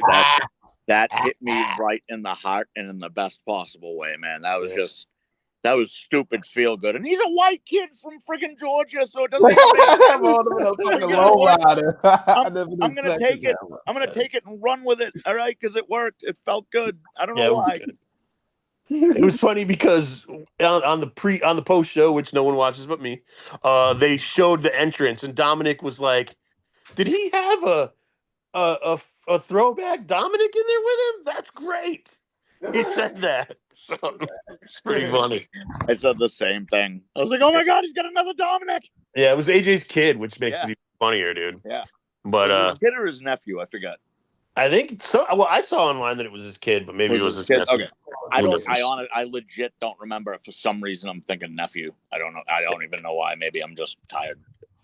I liked the ending.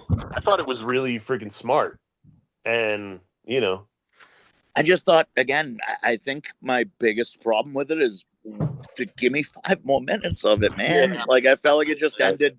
My beef with the ending is the same as every other match. It ended too soon. Like, and that was a high octane, like, kind of addictive match, dude. It just left me wanting more. And if that's my only complaint, I feel like they still knocked it out of the park. Yeah. Yeah. That's just me being a crotchety old man. It doesn't mean they did a bad job. Oh, that's right. Dominic called AJ's kid NWO Dominic. On the show. NWO Dominic. He called him NWO Dominic. That's true. Yeah. He didn't call him Throwback Dominic. He called him NWO Dominic. Yeah, it's pretty damn funny. Throwback Dominic. I like that too. Yeah. It's NWO Dominic. He said, "Is that Dom from 2005? That's crazy. AJ brought NWO Dominic." That's what he said. Just looked up the quote. Yeah, I know he was at NWO. That's good shit. Well, Durham and the dirtiest of ways retain and dirty. got that wasn't his dirty. title that was genius. Oh, Tom and Nick. I know. I was saying it in a dirty way, like because he's dirty. I got you. I mean, he won with the frog splash, right? Didn't he win with the frog splash? That's a clean victory. He won he cracked his in the face. Yeah, what? He did what? Cracked the face with his boot. He didn't. I don't remember that. Man. I don't remember that. I remember a frog splash. Man. 1, 2, 3, middle of the ring. That's what I remember. Maybe a forearm. Man. I said Chico. It's AJ's fault anyway for taking his boot off. What the hell, man? Why are you ripping the man's boot off? He didn't do nothing to you. I mean, he did try. He did try to make his leg worse. So I guess. Yeah. We can't count for that, but.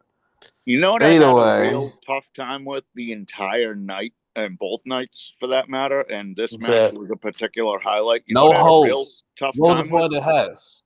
I had a tough time figuring out who was babyface and who was heel.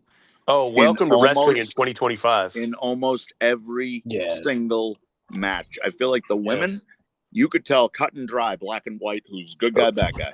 Right. The men, it was just individuals fighting for the pride of their own gang or their own heart. Like, it didn't make any, like, Dom and AJ, perfect example. Yeah. Who's the good guy? Who's the bad guy?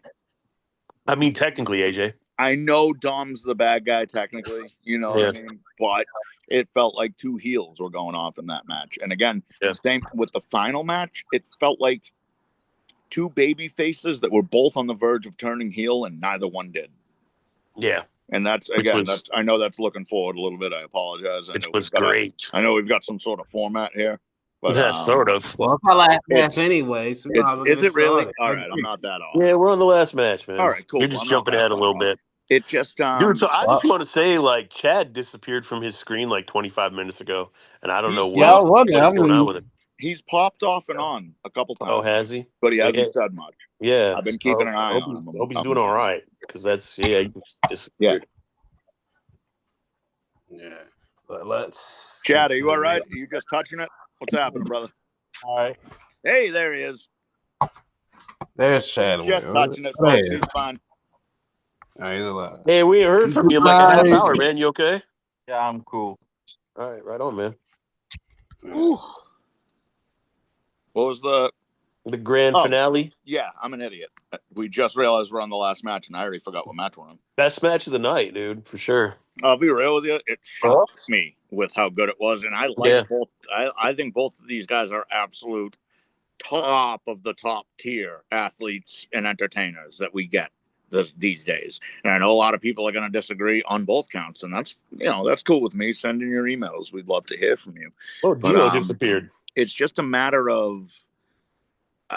I mean, they've been at it for so long. They are such masters of their craft. It is beyond amazing what they can pull off. And that match was one I didn't feel like was rushed. I didn't feel like it was rushed at all. I still wanted 10 more minutes of it, but I felt like the match was paced very well. Well, the two main events, a lot of the others. But again, only complaint of the night: who was supposed to be the good guy or bad guy if neither of them really stabilized a heel stance in that match? I think it was babyface versus babyface, and it worked. And that's what I mean. It felt like they were both working heel, but back and forth. Yeah, I thought I heard that the Monday night, the Raw before SummerSlam, I thought I heard that John Cena. He kind of cut a heel promo and said, the old John Cena's back. Yeah. I wish it had been on Raw, but it was actually on SmackDown. Cena very first came out for the pay-per-view. He had the black screen with just his name on it, and then once his music hit, it erupted into all the colors and everything. He came out energetic, and again, I've been calling it since he started doing this really lazy, shitty, sloppy wrestling style for the last couple months. I can't believe that he was doing that on purpose. That was intentional, and I told you guys from the get. I cannot believe he was doing that on purpose. That was I'm going to ruin wrestling gimmick, because that disappeared at SummerSlam. Yeah. He was missing shit on purpose and moving real slow. Give credit where it's due to a master, because he was having bad matches on purpose. Class in appreciate what you have before it's gone, because you never know when you know what I mean, when the last day will be. And dude, that is crazy, brilliant. Dude. Brilliant. He was having bad matches on purpose. I was quit watching wrestling because of that shit, dude. And I told you guys a long time ago, man. It's part of what he's doing. It's part of ruining wrestling. It's taking the enthusiasm right out of himself. That was because people take it for granted.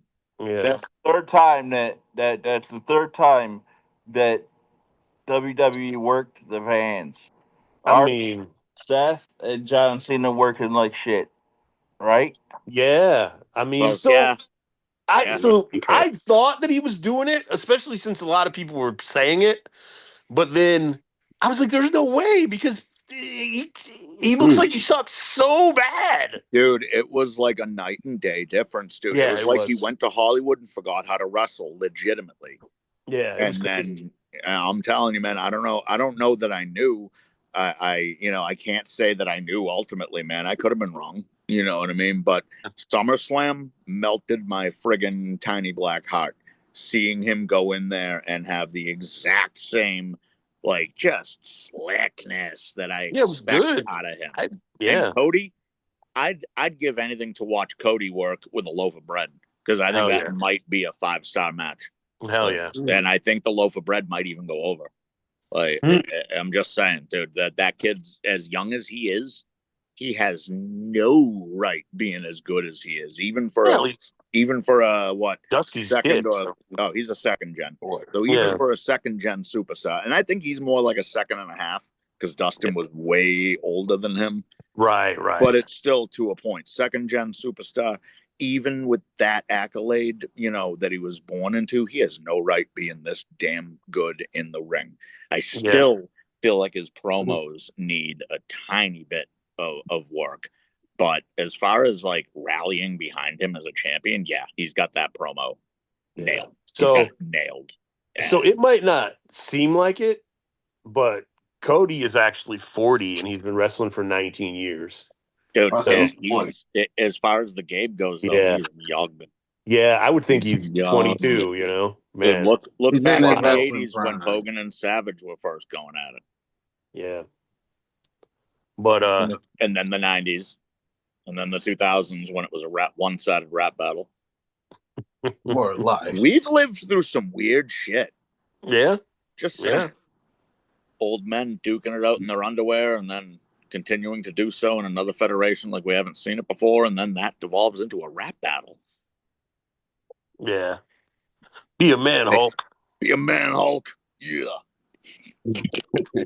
I'm not gonna lie, dude. I've listened to that whole album, and I kind of want my 40 minutes back. Oh, I wanted to get it. Oh, I literally bought the album when it came out, and I not only wanted most of my money back, but I wanted my time back too. What about My Perfect Friend? Oh, dude, it was lyrics by Lanny Poffo. Oh, dude, it was so bad. Lyrics by Lanny Poffo. I know, it was so heartfelt. It was so bad. Rap by Randy Hogan. Randy Savage. Oh God, dude, Randy Hogan? Isn't that the super fan that used to dress like Hulk Hogan in WCW? Yeah, there was also a jobber in WCW who looked like Hulk Hogan, and they used to call him Randy Hogan. No. You don't remember that? I think we're thinking of the same guy, and you're confusing him for I know his name was Hogan. You're absolutely right, but it wasn't Randy. And he was always dressed. Always dressed in blue. I remember what Keith is talking about. He had like striped tights, and he looked just like a tiny. No, this dude always dressed in blue, and he was definitely Randy Hogan. Was he always dressed in blue? All right. There was a super fan in WCW that used to dress like Hogan and sit ringside every week. Right. No, and his name was Randy Hogan. This guy was a wrestler. That's crazy. Randy Hogan. He always dressed in blue. Hogan. I thought Too many Randy Hogan. Well, Horace is actually his nephew, though. That's like his wife. Yeah. And that poor kid got the shaft. Yeah, he did. Oh man. He almost got the shaft as bad as Reese, and I feel like Big Reese got the shaft in that company more than most. Like, I think the only one who got it worse than him was probably Bret Hart, because of Bill Goldberg. Bill Goldberg. I think we're past 2 hours. We're not. We didn't start till like quarter after. We started at quarter after, yeah. My bad. We got a few minutes. 10 minutes. Yeah. All right. What's the final showdown, man? Cody Rhodes. I gotta get to my email. Let me get back to my email. I got an email question. I do want to say something real quick though. I want to ask a question. Did John Cena do the Pop Rocks before Roxy, or did he steal that from her? He did that before. Okay, right on. So Roxy stole the Pop Rocks from John Cena. Yes, of course. God damn, I didn't know that. The Canadian Destroyer. It's a Canadian Destroyer onto your back, which makes it the Pop Rocks. Is it? Okay, I didn't realize there was actually. I don't like Michelle McCool. Yeah, he just it's a quick move, and I'm old. Forgive me, but no, you're good. I thought it was a Canadian Destroyer. No, you're absolutely right. No, it's not. He does it as like a sunset flip, but it's a full. Yeah. All right. Yeah. All right. It was kind of like Michelle McCool. That's got to be safer every way. For sure. A lot of short guys do that move. It was like so rare. That's kind of like Michelle McCool stealing the Styles Clash. Oh, that, yeah. And not even knowing who AJ Styles was. Well, I don't think Roxy really stole it, honestly. I was just like, I didn't remember John Cena doing it, so I was like, oh, he just did Roxanne's finishing move. The first time I saw Cena use the stunner, I was like, what? Yeah, that match was full of cool stuff. I like the match. You can't do that. One last thing about the post show, and then we'll get into D'Lo's email thing. The crowd was chanting Homelander. Well, first of all, Cody gave a whole big speech about the kind of person that he is because he's a good fucking person. The crowd was chanting Homelander, and Cody turned around and looked at them and said, Homelander is a horrible human being, which is what I've been saying. Cody Rhodes is not Homelander. Homelander's a piece of shit. Nah, Cody Rhodes is Wesker from Resident Evil. Man, Cody Rhodes is, I don't know, the guy who freaking puts himself in front of a bullet so a little kid can live. Right. That's Cody Rhodes. I think you're thinking of Superman. That arm promo. Right, yeah. And not for nothing. Superman seemed too cliche, so I didn't want Superman's fiction. Yeah, right. Well, so is Homelander. Right. And so is Cody Rhodes actually outrunning a bullet. Fair. This is the point I was making. Would he try? I think so. I like to think so. Well, I wasn't saying outrun. I was more thinking of like dive in front of. Well, that's what I'm saying. That's a fast dive, dude. Cody Rhodes isn't the Flash. Like, he's Cody Rhodes. Yeah. Now, granted, he's Cody Raheem Rhodes. All right, so he might get it done. Flash Rhodes. Cody the Flash Rhodes. He might get it done. Word. All right. So what we got for this email that we got? All right, I got this from my other professional email, dlos96@gmail.com. It is from @snotboogie747@gmail.com. Hey. All right. Hey. Yeah, hey. Not Boogie. That's my homie. Snot Boogie. I thought it was a friend of mine, but it's not. All right. What's Snot Boogie wanting to know? It ain't Fuzzy Dunlap. But he asked me, besides being a wrestler, what would you try to do in the business? Would you be a valet? Would you be a commentator? Would you be, setting up bookers? What would your profession be? I figure I'll bring it to you guys. I mean, if I was gonna be in the wrestling business, I'd be a booker. I'm pretty damn good at it, so I've already done it before. He's all right. He's all right. I'm pretty damn good at it. He's all right. I use logic. Dusty finish every match. Every match, dude. Every match is dusty finish. Heels always cheat to win. Yep. Every other match, battle royal. Yes. Everyone gets on the card. Everyone gets their shit in. Let's go. Let's do it. Yeah, but I'd be a booker if I was doing anything else. Yeah. If I couldn't be a booker, I'd be a commentator. He's good at that too. Yeah, I mean, I'm okay at that, but I mean, to be straight up, I mean, you guys know I kind of got the gift of gab and a fairly sharp wit to boot. So I mean, I would ideally like to go if I couldn't be a wrestler anymore. And I probably can't. I'm probably too old physically. I'm pretty beat up. But if I couldn't be a wrestler anymore, I'd aim for manager because I'd be able to help another young person get themselves up a level or two. Failing that, I would a dream would be doing commentary for me. That would be the most amazing thing in the world to be the next JR. To be the next because he can't keep his mouth shut. I never shut up. I never ever shut up. If you could curb my swearing, you have a perfect announcer. But even a ring announcer, I think, would be an absolute honor. I mean, I've got a decent enough voice. I've got a powerful voice. I've sang for 40 years. But ultimately, for me, my answer is going to be anything. Right. It could be the guy selling tickets. It could be the guy at the concession stand. I could be the guy that travels up and makes sure that the ring is swept between each match. I could be part of just the ring crew, part of the TV crew, a camera guy, a boom mic operator. The point I'm making is if you make sure that you are as well versed in every position you can possibly fill on a moment's notice, if you make sure you at least have a slight grasp of what you're doing, you can become not only the most valuable person in any locker room, in any setting, whether it's music, pro wrestling, a concert, a TV show, doesn't matter. if you've learned the ropes of pro wrestling in and out and up and down, you will literally be prepared for any position life throws at you.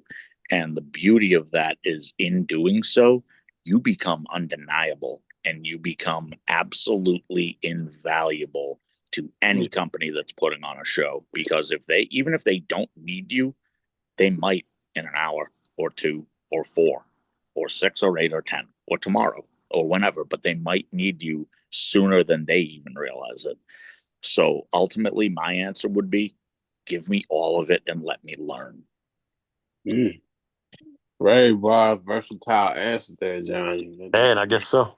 Well, Right I on. do commentary. And now I do the ring announcing, and I do the interesting things I do. Be like start and learn. D'Lo, I would cast you as a ring announcer first with that voice. Hey. Don't take that as an insult either. You got a silky fucking voice. Yeah. I know what you mean. Appreciate it. All right. Do we have time for a game or no? Well, we got to ask Chad what he would do. Oh, Chad. Where'd Chad go? I just seen Did him. he disappear again? Yeah, I just see him. Probably forgets about the fucking guy that put the podcast together. I'd be a booker. I've done it with Keith before. No, we book your shit out. Are you a clean finish guy? Or are you dusty with it? I'm mixed. Tight shit. I like that. All right. You have time for a game or no? We got 3 minutes. 3 minutes, so let's do it. Yeah, we got time for a game, I think. All right, we're gonna do real quick. Did they or did they not they? We have the one a few weeks ago, but we're bringing it back. And we got some new examples with Y2J. All right. Chris Jericho. Yo, I'm all in. He did it. They're not saying that. Well, they say has he won a championship in every North American company? Has he won that or not? I'm going to say he did it. No. I don't believe he's won a championship in either the real ECW or TNA wrestling. So I'm going to say no. Correct. You're all correct. He has never wrestled in TNA, and he was in ECW. He was in I misheard ECW, what you but he said. never held a belt. I thought you said did he win a championship in every North American continent? Promotion? What? I thought you said continent. Continent. That's why I said yes. I was like, he could have done that. No. There's only one continent. Right, North America's only one continent. I'm an idiot, dude. Geography is not my strong suit.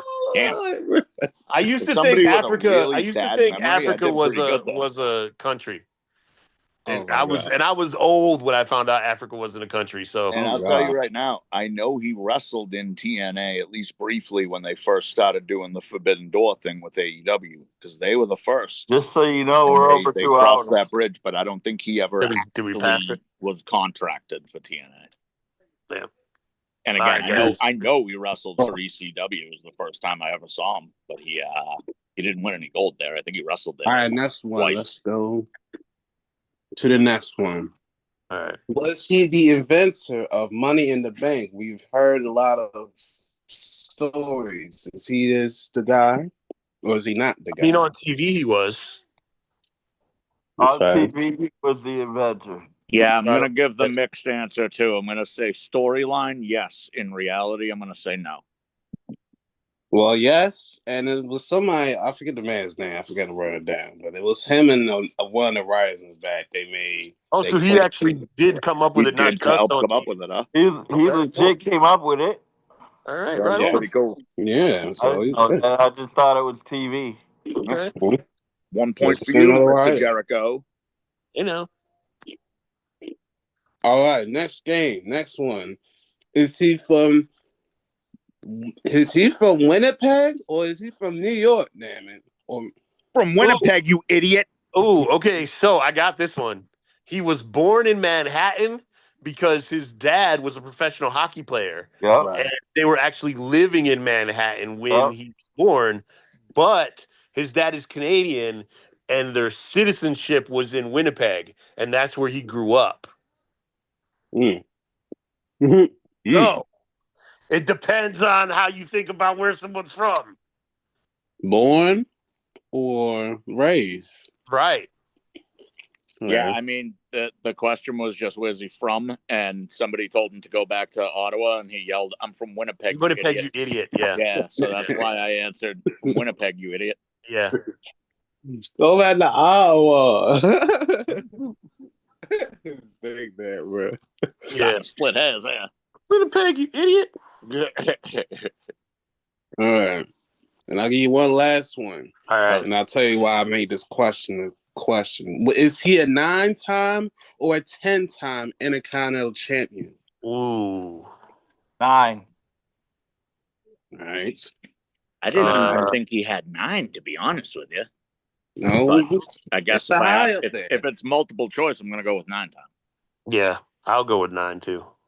Ding, ding, ding. It is 9 times. Because I'll tell my story why I had this question, because when I got back in wrestling, he won the New Japan Intercontinental title. And people was debating, is he a 10-time? Is he a 9-time? And I was like, man, he's 9. What are you talking about? Yeah. And this dude just ran a 3-message reply talking about Jericho is a 10-time champion, said all these fucking horrible things. I'm like, oh my God, goddamn. He called me that. I'm like, agree. Yeah. He was real personal about it. Damn. It was like way back in 2017. He was real personal. I'm like, damn, nigga, dude. Dude came don't out take it personally. Busted out the hard R and then left. Like, I couldn't believe it. That's wild. Yeah. Man, so apparently there you look at my profile, everything. Oh, I've had people threaten to fuck me up over my opinion on, like, Bray Wyatt's costume. Like, that's fantastic. People are weirdos. People are friggin' weird, dude. Yeah, people are All weird. I said was that Bray Wyatt's, like, burnt look looked like it was inspired by a mix of Child's Play when the doll was all burnt and Nightmare on Elm Street, like Freddy Krueger. Like, I felt like it took clear inspiration from Freddy Krueger, what with him being burned alive. Right. Yeah. But, and they were like, no. Dude, I was called an idiot. I was called stuff I won't repeat on here. Dude, I was called everything under the sun, and it culminated with like 3 dudes threatening to come find me and fight me. Like, Jesus, which I welcome. Take it so personal. Dude, unreal. I was like, the kind of person who takes wrestling this personally, I am really not threatened, dude. Like, just putting that out there. All right, fellas, we got to go. Well, that's the end Ladies of this program. and gentlemen, boys, girls, children of all ages, we here at the Roundtable Wrestling, we appreciate you for tuning in each and every week. For D-Lo, the man, Brown. For Chad, Logan. the man, Vandermark. Logan. The man, Miller. I am John Boston. And you guys fucking Brown. God damn. And it's D-Lo Logan. Why did I call you D-Lo Brown? I've done it before, too. Cleveland. Oh, my God. What? I fucking mixed you up with Cleveland, and now I'm going to hell. Oh, you and Keith are now the percentage. God damn it. Logan. They don't all look alike, Johnny. What is wrong with you? You are keeping out the same. Damn it. Dude, I am going straight to hell, D-Lo. I am so sorry. All right. For D-Lo Logan. For D-Lo Logan. Oh, my God. Oh, man. I just made you into a cartoon in real life. What? Why? I am Johnny Inherently Racist Boston. Oh God! Oh my God! I have never been this embarrassed in a long time, and I'm just glad you know I love you, and it's not a Hulk Hogan we coming for you situation. Oh my God! Oh my God! All right, later, folks. So that being said, I'm gonna go finish my foot. Damn.